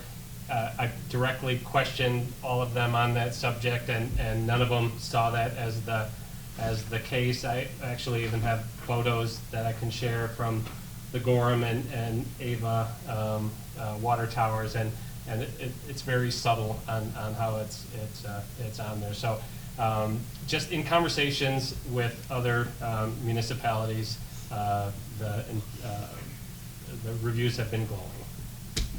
If I may add a touch on that, please.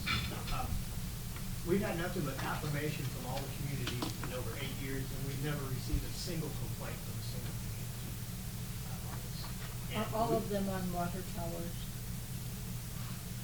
Yes, ma'am. Okay, thank you. Yes, ma'am. I didn't mean to interrupt you, I'm sorry. And we are honored to be Murphyboro's very own internet entrepreneur.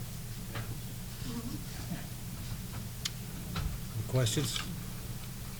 No, I think that if I understand right, you want us to look at this, see, I mean, I know the last time it was voted down, but I'm gonna look at it.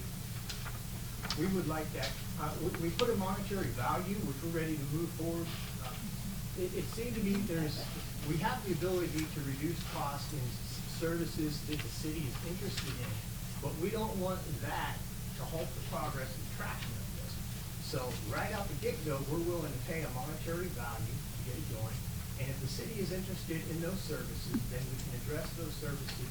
And the addendum that's added to this just basically lays the groundwork and the processes of how that will go. I want to make sure Brian Manwaring gets a chance to comment on this item, because I know you've been studying this. Brian, just give us your thoughts. Well, I know many years ago the city's connection between the buildings was primarily wireless. There was some concern at that time about potential interference. All of our connections are now fiber with a couple small exceptions where we're doing point-to-point in close buildings. So there's no concern of interference there on behalf of the city with their equipment. I know they work very closely with the school district, and there's lots of things the school district has tried to do as far as getting more internet access out into the community. And when I had spoken with Flip previously, that was some conversations that they were having was, how can Flip's infrastructure be used to provide internet access to some of the more needy points in the community. Having not seen this latest proposal, I don't know if that's part of what's in there, or exactly what they were looking at doing with the hotspots. Previously we had discussed about Walnut Street locations for those. So there's lots of things that have been of interest in the community that potentially this could provide. There's also some services that when we had met before that it would be nice for the city to have those services, but it's something that the alternative means of getting that, I have a hard time justifying that expense for the city. For instance, a dedicated telephone line or internet connection for monitoring the alarm system in the building on Harrison Road.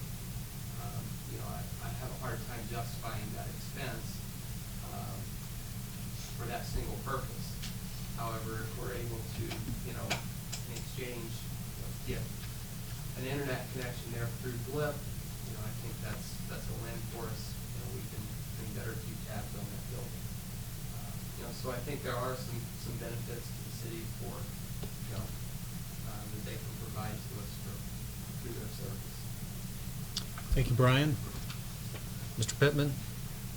I would just like to say, I know we're gonna go home and think about this and come back next time, but, I think we're all aware that, their reputation within the community, and, I've never heard anybody say a bad word about the service that they provide.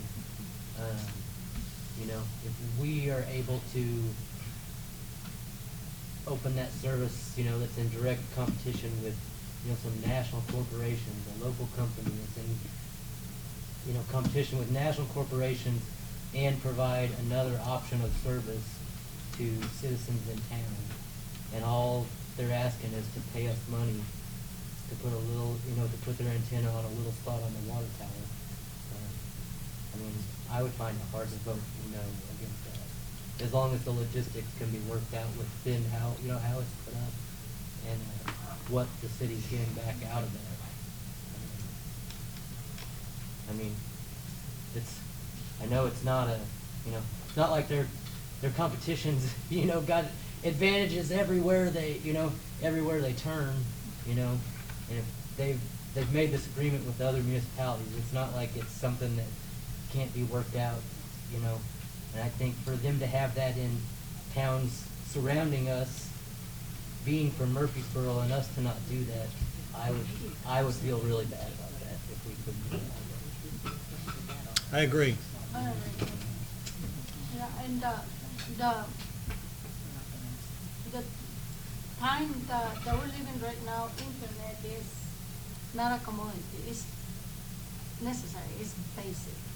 And when you are not from that town and you're from somewhere else, then maybe you don't have data on your phone, finding a hotspot sometimes for certain people can be super important. To find out where to sleep or whatever. So that's not progress. That is the time that we're living in. And not having internet, I think will be like a walking to the ocean at noon and that sun will be burning your feet. So no, we need the shoes. We need internet and down. I couldn't figure that out for me. Any other feedback on this I item? wonder if perhaps Chief Roberts could make us some copies, so each one of us will be able to take one of these at home, because we only have 5. Is there a chance you could do that for us? Yeah. Thank you. Okay, the next is public comment. I have a comment, maybe a follow-up to Alderman, one thing Alderman Pittman did say about giving them some advantage in competition. I'm not saying give them advantage. Well, but that raises a point, that under the Communications Act, at this point, the water tower is not used by anyone. It's public property asking to be used for a private purpose, which I haven't seen the agreement, so I don't know what it is. The city will have to be compensated for that use. Under the Communications Act, you know, right now, nobody has a right to go up there and use our towers for this purpose. If we allow somebody on the tower, it opens up the city to being put in position to allow others on the tower.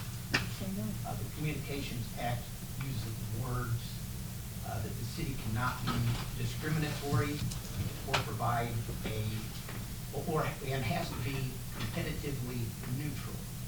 Meaning if somebody else is going to approach the city and in the same line of business and wants to be on that tower, we are going to have to allow the city, or the city is going to have to allow that person to be on there on similar terms.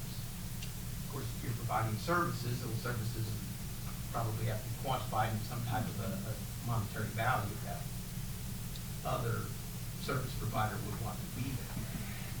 So the city will be in a position that if the city is going to be approached, they will be.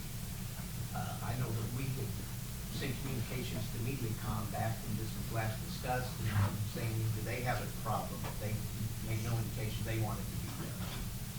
But They didn't respond. we know, they did Well, find. they did no, finally did find- respond, and they did not want to be Yeah, there. I feel like. Go ahead, there's go another- ahead, A lot Richard. of money. Yeah, go ahead. But we know there are other internet providers out there.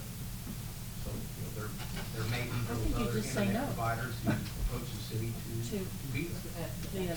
Has it happened? Has it happened in any of the cities where? We have seen instances in other places where, and not with us, but with other people who are in our industry, and the municipality simply said no. If I I was may. gonna say, why can't you just say? If I could just hold the comment up here at the council level for just a moment, because I know Mr. Bratton had a comment, and then we'll get down here if we've got something that needs to be said. So, Mr. Bratton, you have the floor. Thank We can you. have one at a time. Okay.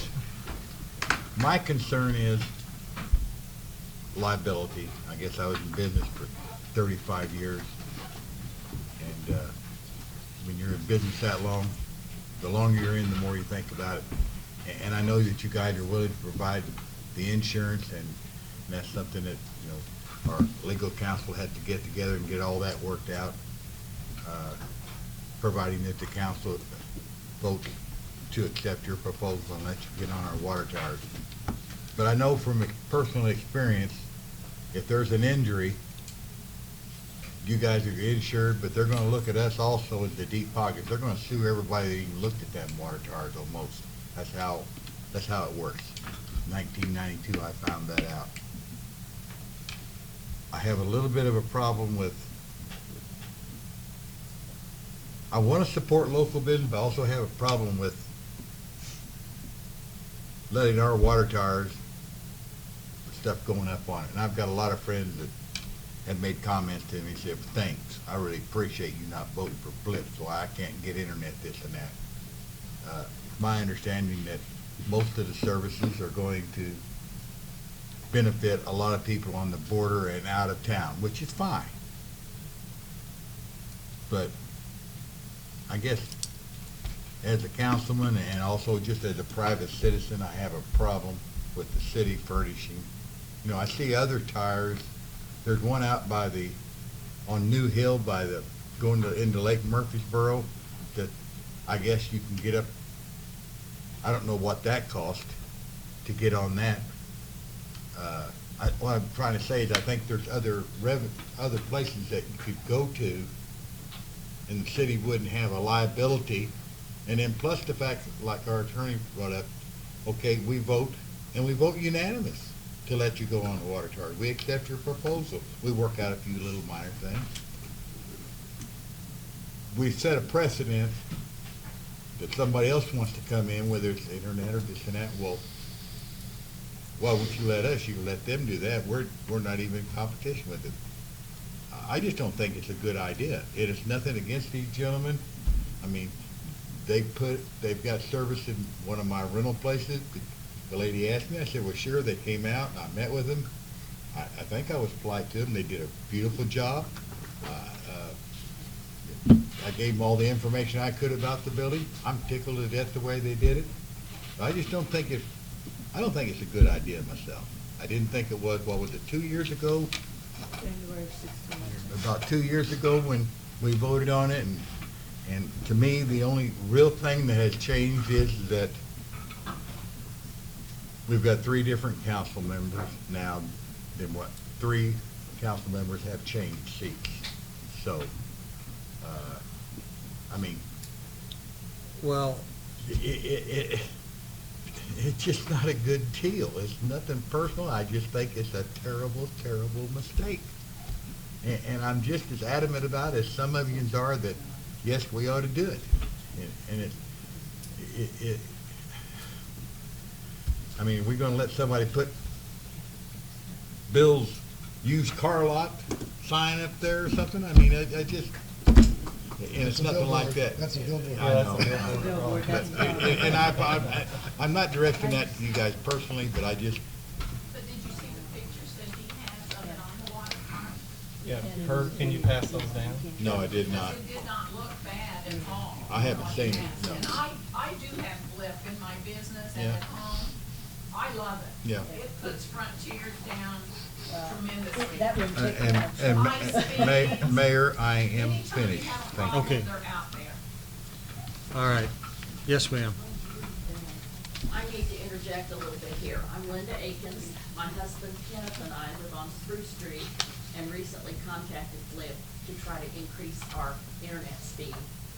Can't do it at this point. And the reason we're doing this is for safety. We have recently installed some equipment, safety equipment in our home. We've had a couple episodes of vandalism, which the mayor is well aware of, and Chief Roberts. And, the devices we have installed need a higher speed Wi-Fi connection. But we don't have that right now. They're working, but not the way they need to work.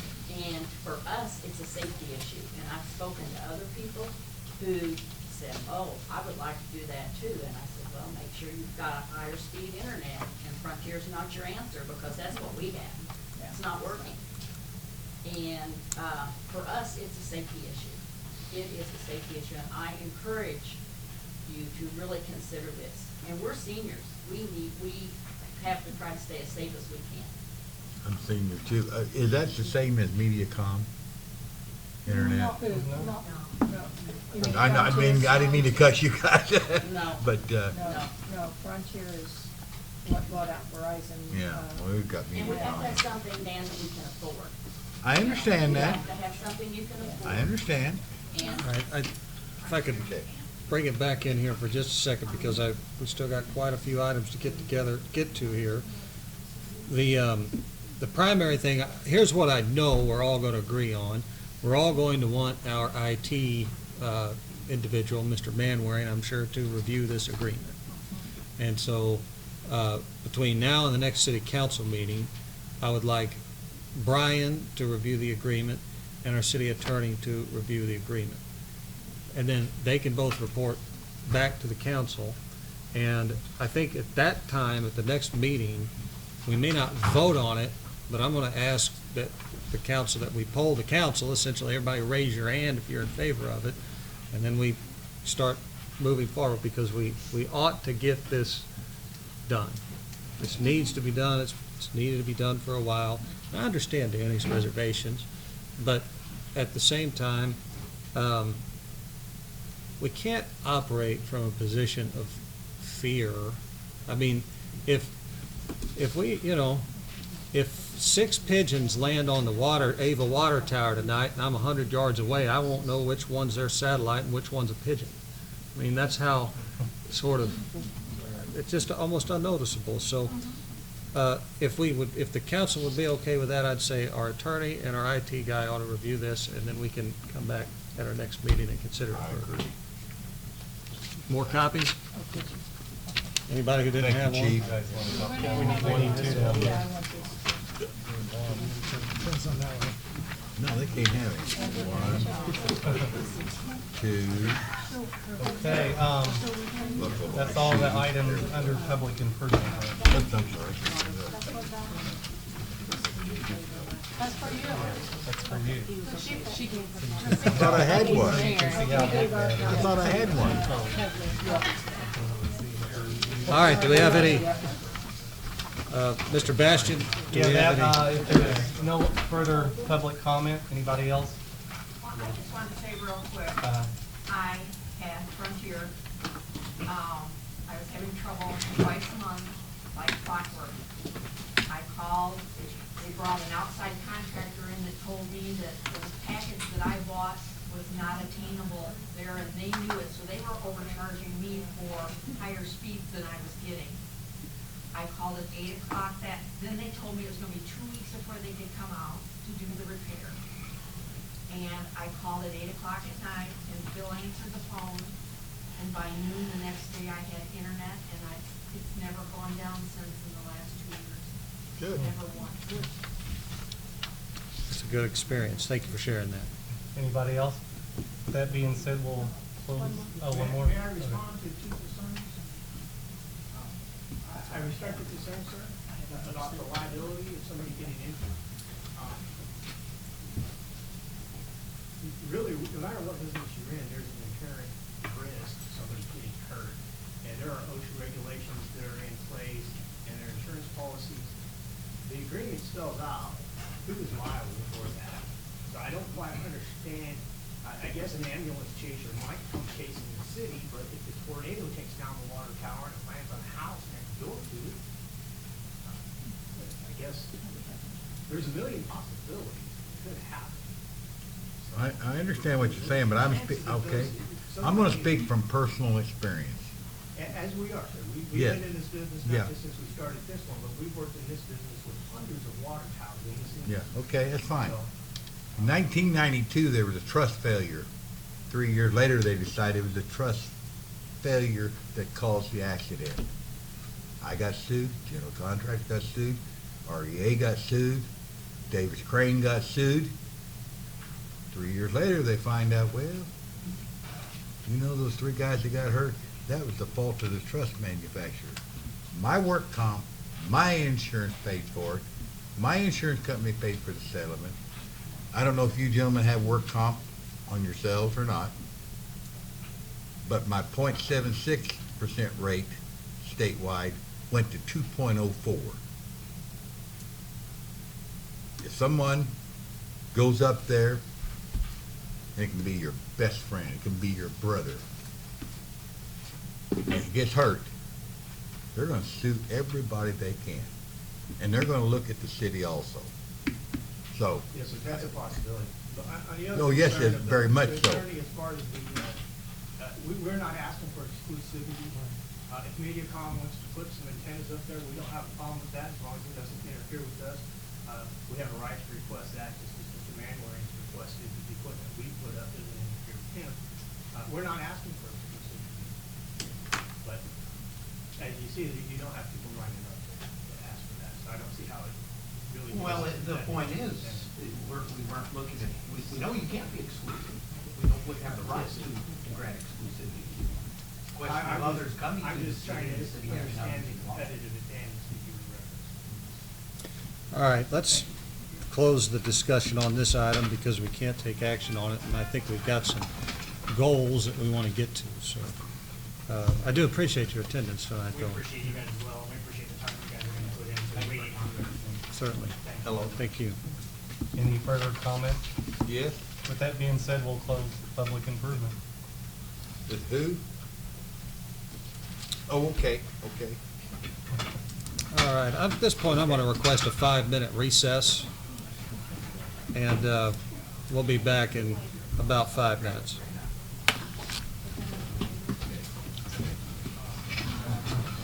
Just 1 second.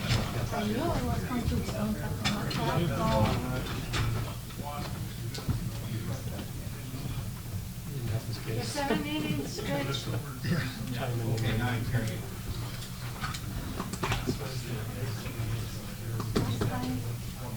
I did not get it. Yeah, it just didn't make it out of committee. It never, it was never in front of the entire council. It didn't get out of the. It didn't get out of It the. would have passed.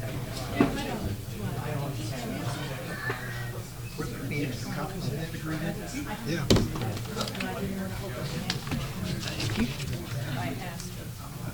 Don't have to ask for tomorrow.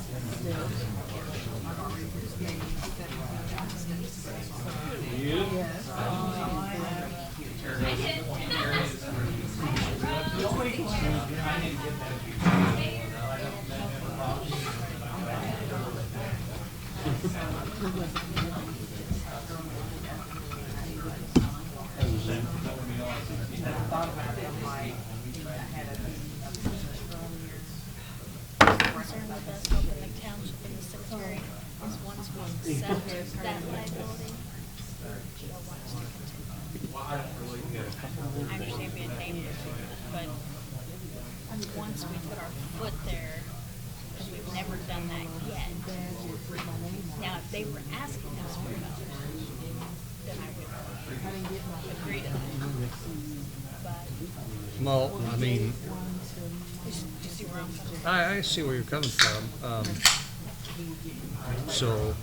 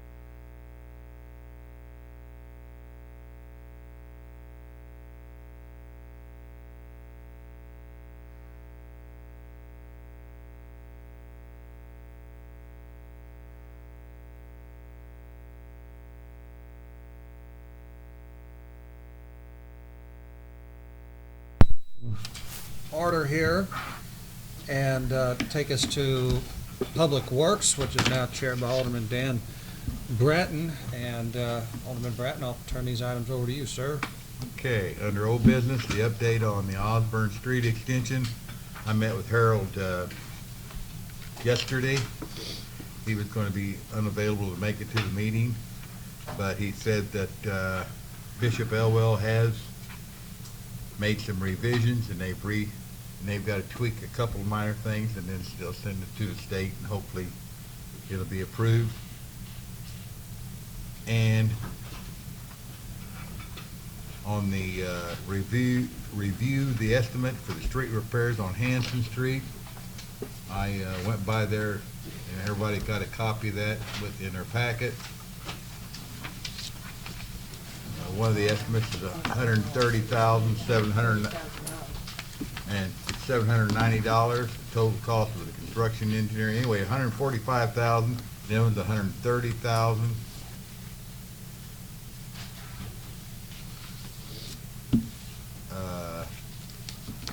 My opinion is that we need to put that on hold. We've already made a verbal commitment to a group of people.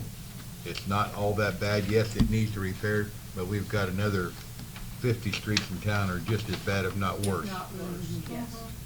We've already made a verbal commitment to the people out there on Roberta Drive, and it looks like it's starting to get dry enough now.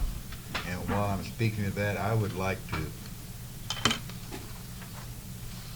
have the council's consent to approach the school district. I know they have a lot of water going through there, and at with 7th Street, we get some these retention ponds that will work and help, but maybe they've got a section out there that they can't do anything with. If they would possibly be interested, now that July the 1st, they're going to start getting 1% of the sales tax.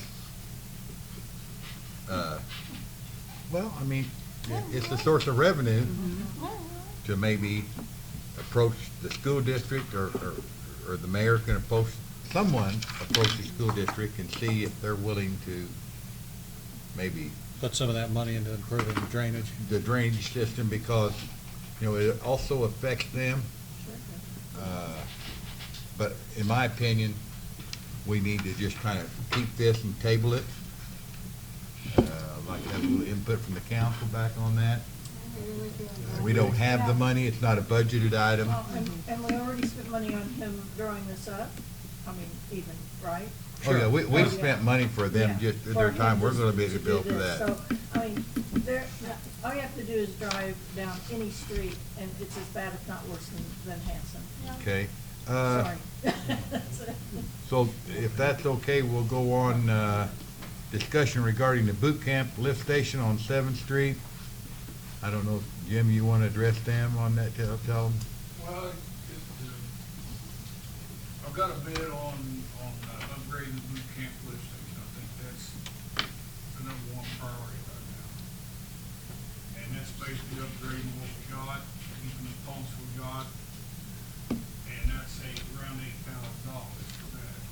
And as I told you, that's unbudgeted. I had no idea about the boot camp, when it was gonna open. So,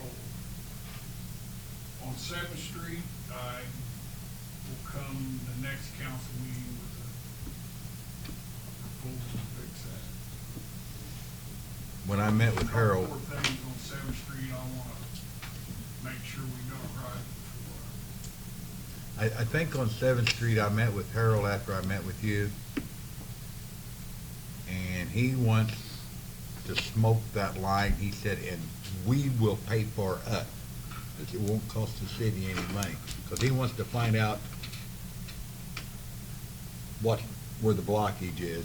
He doesn't have the results back from Carbondale, because when they run a camera in there. So until we find that out, and we need to find that out before they do that project, but it affects a lot of homes. The only problem I got with that, and this is a disagreement I have with them guys on this, and I've told them this.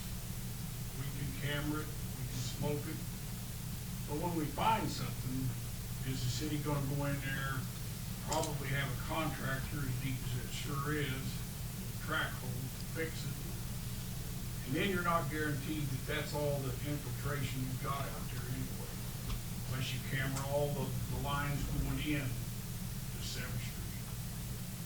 So I'm gonna come back with, put different pumps in there, and that's, but I need a couple more weeks to get everything right on that. And I think I shared this with Jim, was that Monday or Tuesday? Monday, yeah, yesterday. To me, J.T. Blankenship has been the city engineer almost forever. They know the status of our water line and our sewer line and our storm drains. We just paid to have our, what was it, 4 lift stations upgraded? They know what the situation is and the infiltration part of it is. And the pumps couldn't keep up with it about 3 or 4 weeks ago, Well, when we had the big rains. the Yeah, floods, yeah. you know, then one other time it come real close. Yeah. So, to me, The recommendations seem to be not the right recommendation in the first place, perhaps. to me, I think they were undersized. I think that's what Jim's saying, but anyway, I think there's somebody else ought to be liable for part of the expense on this. I really do, if not all of it. But we'll go on to the other, we'll wait for Jim's report, unless somebody needs. Okay. Bill, on the boot camp, what's the council's? Okay. If we're gonna do that, I need to get going on that. $8,000. Well, we need to do it also. That's on that lift station out there, because it's set idle for about 5 or 6 years. Yeah. And there's things that have to be done. And Because it's. Jim gonna be got, occupied, right? pardon? Because it's gonna be occupied. It's Yeah, gonna be well, occupied, supposedly, Yeah. Yeah, so I would like to make a motion I'd really, okay, to award the $8,000 to fix the boot camp lift station. I mean, it has to be done. do I have a second? Second. Second. All in favor, say aye. Aye. Opposed? Okay. Now, you do realize that Jim made it very clear that It's that's an not- unbudgeted item. It still needs to be done, It's gotta be done, okay. exactly. All right, new business. Discussion regarding part-time help. I had this placed on the agenda because of the obvious situation that we run into every summer. A lot of lawns being mowed. Darren, I don't know how many you got in the book right now? I don't know, but somewhere between 40 to 70, it's always changing. Right. I'm not sure how many things here. So what I am suggesting is that we have the ability to hire someone up to 1,000 hours for the street department to mow essentially during this season, now through whenever the 1,000 hours runs out.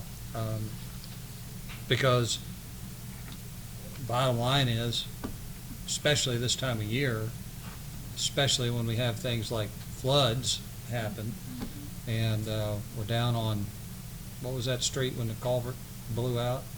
Logan? Logan. Yeah. And dealing with those things, and it puts them behind, and so I think it'd be a wise thing to do. We've done part-time help for that department almost every summer, since I've been on council. Now, how long do we have to advertise that position?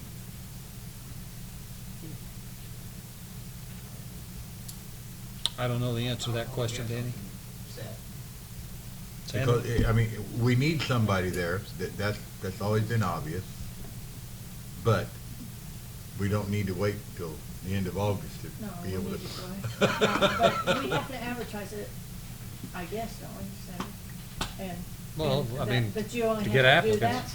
for, that's the only way you're gonna get applicants. He doesn't have, I mean, we don't have any applicants. And sometimes, when we get applicants come in, there's nobody that's desirable that'll work. I mean, I know. we've run into that, and sometimes, there's no use hiring somebody if you got a babysitter. And hopefully, if we can get a good person, somebody that's gonna work out whatever they can work into the full-time position. Well, I would- Is that not what you were interested in, Darren? Well, exactly, I mean, you Yeah. don't wanna, if a position ever does open up, you don't wanna hire somebody off the street and it'll work out. I mean, you know. So. It's good to get some experience with some Yeah. people as Yeah. well, so that kinda gotta, I have a question. Yes. I don't know if that program still exists, you know, but on the job training program, that is, I think the federal government helps to pay half of the salary. Right, all they have to be is a laborer one to do that, I believe, isn't it? Yeah, and I mean, if we're And all looking. that's only requires is a GED or a high school education. Yeah, but if we're looking somebody, let's say, they start part-time and going working into a full-time, the JTPA program, that's what it is, the federal government helps with those programs to assist with the employment of people. I don't know, I see. you see what I mean? So that might be something that we might want to how do we, research on. how do we enroll in such a program, do you know? I don't know, but I can make a few phone calls and find out through the Department of Labor and Would stuff you? like that, yes, I That can do would be that. nice. Yeah, because that, I mean, if we're planning on hiring somebody, maybe full-time to help them, that could be just half of the salary at least for us. A help is a help. Before I forget, now, Jim, we've never really received the official word that boot camp's gonna reopen, have we? No, we have. Yeah. Oh, we have? It's open. Yeah. Okay, I mean, okay, I- that's fine, And okay, I that's think good. the employees are starting July. I toured the facility with Yeah. Warden, Yeah. along with Chief August. Okay. Roberts a Okay. few weeks ago, and All right. the employees So are. what's the pleasure of the council? I'd entertain a motion to hire a part-time helper think- up to $1,000. I would make- Yeah. Got a motion? I'll second it. Got a second? All in favor, aye? Aye. Opposed? Ayes have it. Stephen Lane? Discussion regarding bidding out the repair of a storm drain at 22nd and Potter Lane. Darren called me and we went down there and looked at it. And the city doesn't have any piece of equipment big enough to replace it. So you want to explain it? Probably better than I can. Yeah, well, yeah, I mean, it's just, south of the old Dealey's Florist on the west side of the road. It's off of the hillside, it's basically straight up and down. It's a 3-foot pipe in there, the old clay pipe, the sides is blown out of. We don't have a piece of equipment we can get in there to work on it. That's why I called the owner, Brad, and had him come look at it, see if we could get somebody else in there that could take care of it, that had the equipment to take care of something like that. But it's eroding that bank, and that bank's steep. I mean, I don't know how big a piece of equipment it's gonna take. Pretty good size. Yeah, I think you can get it down in the hole, but you may never get it back. Oh, yeah, well, you can really get down there really quick, too. You have to give you a speeding ticket and slide off the hill. Many said that's something, another unbudgeted item, Mm-hmm. and, that we really need to, I guess, just need to get, a couple of bids on it, or a bid not to exceed, or whatever, and find out how much an hour. I think that's probably the fairest way, the best way to get a price on it, but, Are we talking about having someone that come in and do it, or renting the equipment? no, I don't think we need to rent the equipment. We're already shorthanded, and with all the vacations going on this summer, sometimes it gets down, there's only one person that can run the backhoe, and sometimes Yeah. there's, it's almost like nothing, so, I agree, I just. but it's something that, Wanted to make sure that's what you it said. has to be done. And- It's Stephen Lane, she's- Steve Johnson, Stephen Lane. Stephen Lane, do you have a- We have an additional agenda item that we need to circle back to. Can we get a motion on bidding out the repair of the I storm make drain? that motion. Second. All in favor? Aye. Opposed? Okay. Back in old business. Stephen Lane. Yeah. Stephen Lane, we skipped. Oh, okay, I'm sorry. Okay, infiltration sewer lines and on Stevens Lane, and I actually walked that Monday, went out there and looked at that. There's dirt been put in around one of the holes, and I think David McComb put dirt in the other part. I don't know how you get in there and even work with all the buildings and everything else up there, and the trees, permanent buildings built in the alleyway, and telephone poles and utility lines running right down the middle of the alley. It's a Bob mess. Barfield must own it. Okay. It's getting late, I guess. On top of that, there's water and sewer main.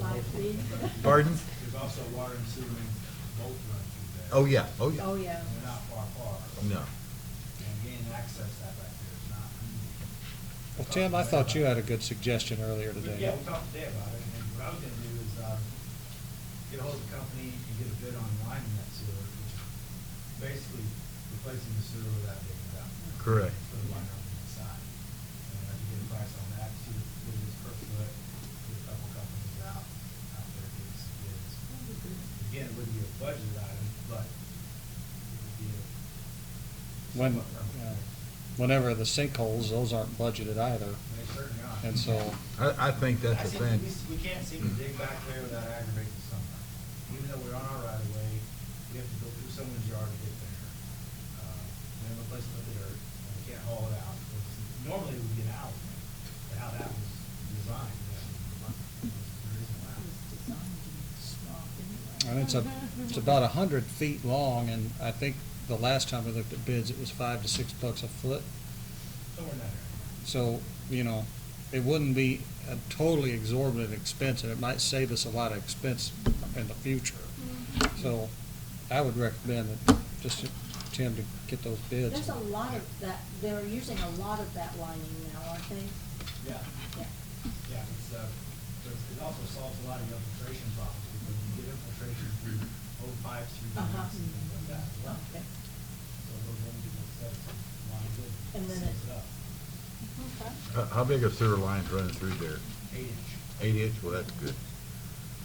If you could, if it's all right with the council, if you could secure a couple bids with this, Yeah, I'd like to see and I may be pushing it, but if we could have it before our next meeting this month, then we can maybe address that. Absolutely. And I realize that, you know, we're throwing money out here that's not budgeted, but Sometimes you spend money and you save money. yes, that's Yeah. true.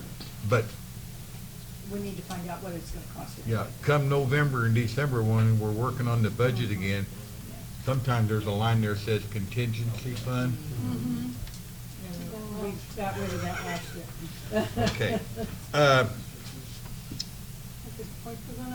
And I guess it's not on here, but I'm gonna mention it before, but I think that you gave us the authority for Alderman McComb and I to look at getting some bids on Roberta Drive out there to Mhm. cut that drainage, but I think that we need to possibly do that. Go ahead and do that. I'm just bringing you up to date that now that it's dry enough, I think we can, before there was water in there, you couldn't even get that. Yeah, we've made a commitment to those Yeah. people, we ought to honor it. So, what was the feeling, or Mayor, who would you want to contact the school district? Sandra, remind me to contact the school district. I'll get a hold of Okay. Mr. Grody, and Yeah.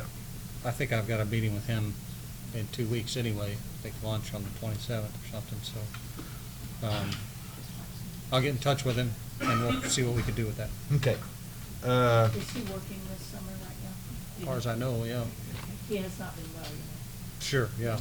And I will see, Huh? and I will see Kevin Beavers, who's vice president of school board tomorrow, you know.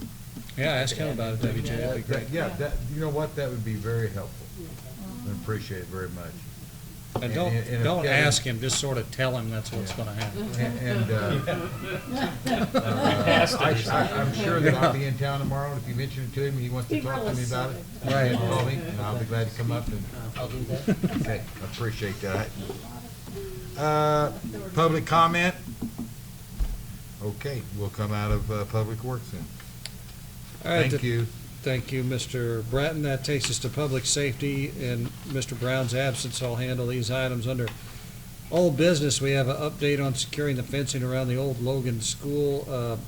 property. Eric, I know this is just, we had asked you to draft a letter. I don't know if you've had time to get that Well, together I or did, not. I talked to Richard about it a little bit, and I don't think really went anywhere with that conversation about really I don't think doing we something can with. compel them to admit school. I wondered about that. I don't think there's ways to tell them they have to. I think there we send them letters telling them what issues there are that are taking place, but I don't think we can say because of that, you're required to exploit the property. Isn't there some sort of, could activity such as that be declared a nuisance? I don't think it is under our city code. Okay. Well, I'm just trying to think creatively. But if we want to, just, I could still, we could draft a letter from the city saying that here is something that was brought to our attention from one of the residents in your neighborhood of that property, and we're passing the word to you that we would like to see some fencing erected as it's impacting people's quality of life, or whatever. Yeah, I mean, all you can do is say, Okay. Well, there's Rub nothing this out. requesting them to do that to correct the issues with this property. But when it comes, push comes to shove, telling them you have to do it. Sure. Yes, Eric. I'll just go talk to Denise, his manager here in town, and talk with. He's not afraid to tell you what's on her mind, so. maybe it would be easier if we sent a letter and. I appreciate your willingness to do that. I would prefer to get sort of a paper trail on it, sort of. Yeah, I agree. Because I think that would be a more concrete thing that we could then share with the resident that brought the concern. So we'll get that drafted and sent out, and we'll see where it goes from there. Any other questions on that item? No new business. Any public comment concerning public safety? Mr. Pittman. Hey, I know since it's not here, since we're talking about the Logan anyway, if we, where are we at? Are we going to get the fence put up at? Oh, we're talking about Washington. School? I'm sorry, I probably should have just updated you all. Darren and I are going to look at that in the morning at 10, and then kind of decide where to go with that. Yeah. Right now, he's pretty overloaded with all of the water situations and the yards and as hot as you know what. Right. So we're going to look at it in the morning and just go from there. The three of us met today. All right. Any other new business? Any public comment? Takes us to personnel. Ms. Hughes? Actually, unless there's public comment, we don't have any old business or new business right now to bring Okay. forward on personnel. Any public comment? All right, we took care of the mayor's report earlier this evening. We'll go to council member requests. Ms. Hughes. No, Ms. Witzman. nothing. Mr. Voss. Nothing today. Mr. Urbis. I did have a question. The sign that we paid for at the youth center never has anything on it, is that? It just started having stuff on it today. Okay, I didn't see it. Yeah, for the first time. It was lit up and like Who- words.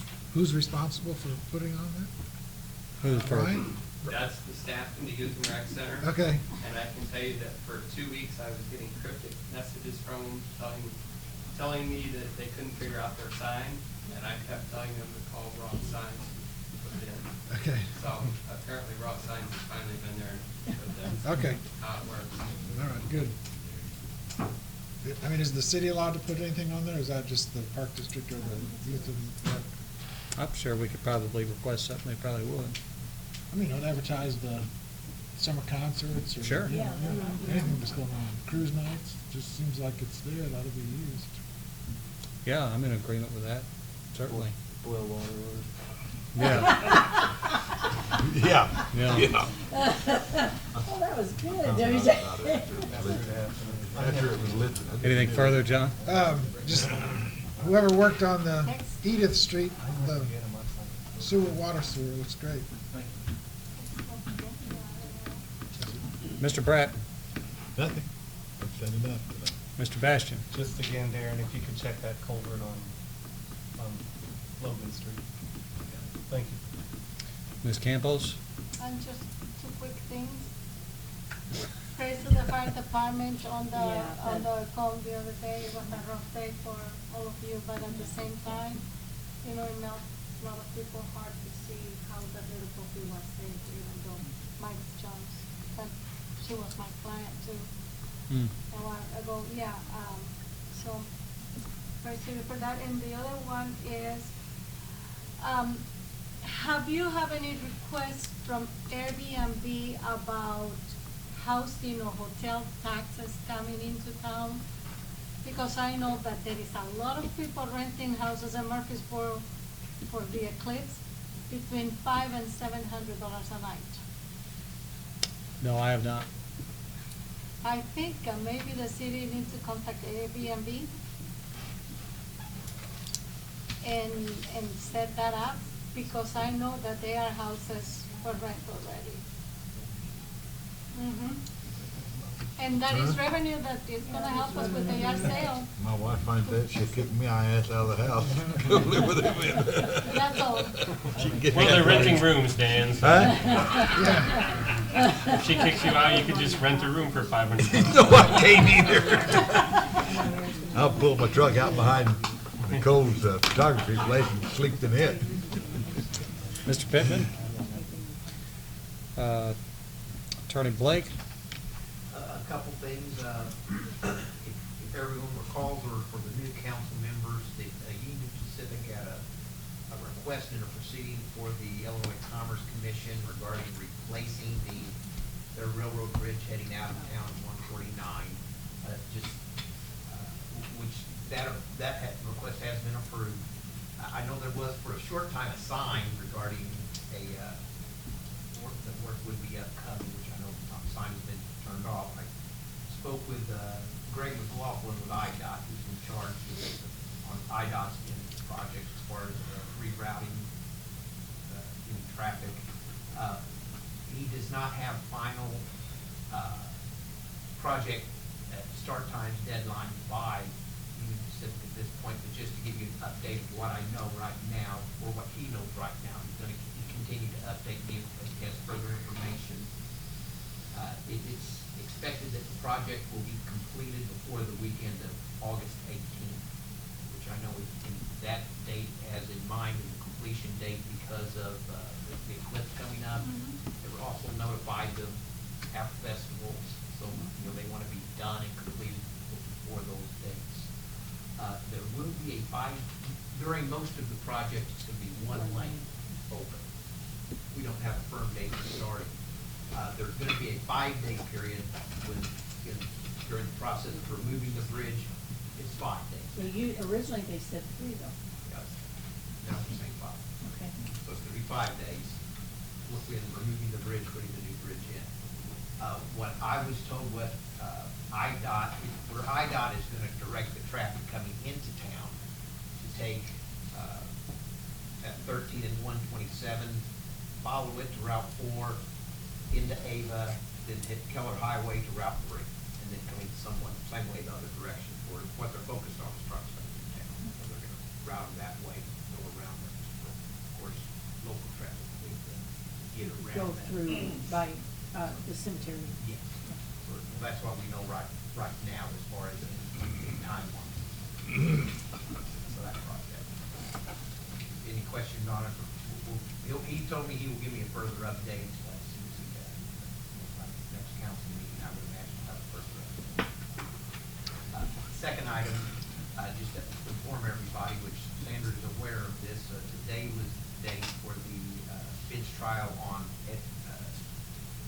Mr. Kane, I believe it's Eugene Kane. He's the individual who brought a complaint to the city about damaging his muffler and his alignment in his vehicle and hitting a speed bump on one of the streets off Wells Street. I don't remember the name of the street. Judge Salverson took the case under advisement. And one reason she did take it under advisement is Ed had Pat Snyder vehicle and then do an evidence deposition of his inspection, which what his inspection basically said is that, Mr. Kane, his vehicle, there was, from wear and tear, he had a mount underneath his vehicle, which caused his exhaust system to hang, a couple inches down, but lower than where it should.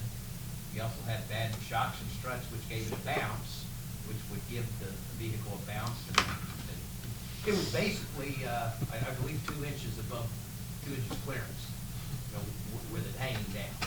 So, that would, that's the evidence deposition that Judge Salverson has to review, but a couple other elements that he didn't meet in his case. One would be that one element for his case is that he would have to show that the speed bump was a defective or dangerous condition, which he didn't present evidence of that. He would also have to present notice that, or evidence that the city had notice of that condition, which he didn't present evidence of that. And most importantly, he didn't present any evidence of what his actual damages were or what he paid. So we would expect to have a favorable ruling. We will wait. If you slow down when we go over those 2 inches, is enough. All right, anything further? Thank you. Chief Swafford? We're about 2/3 done with the hydrant testing. Probably one night next week, we'll probably do Walnut Street and Jackson Square. Usually wait till the nighttime, not so much traffic. Yeah. See it's out one night, that's what we're doing. Thank you very much. It's important work. Chief Roberts?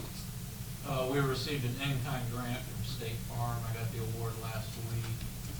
I'm going to pick the computers up Thursday. We got 19 new laptops, 6 new desktops, 12 monitors, and 8 monitors for the police department. So we'll be able to upgrade our IT for the first time in about a decade. And we can reapply for that grant. Now that I've written it once, I can reapply frequently, fiscally, every year. So what Brian and I talked about is I can roll the computers down to the rest of the city each year if I get the grant. We can keep the PDs updated because we have to have a strong IT background. And hopefully we can update most of the rest of the city with some leadership background. Excellent job. Thank you very much for that.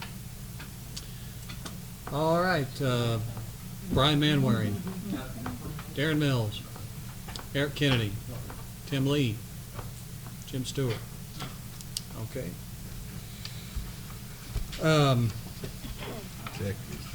We have yes, Miss Ripley. I'm not used to you being up here on this side of the table. I actually have 2 things. One, at the next council meeting, June 27th, I'd like to arrange to have everybody's pictures taken.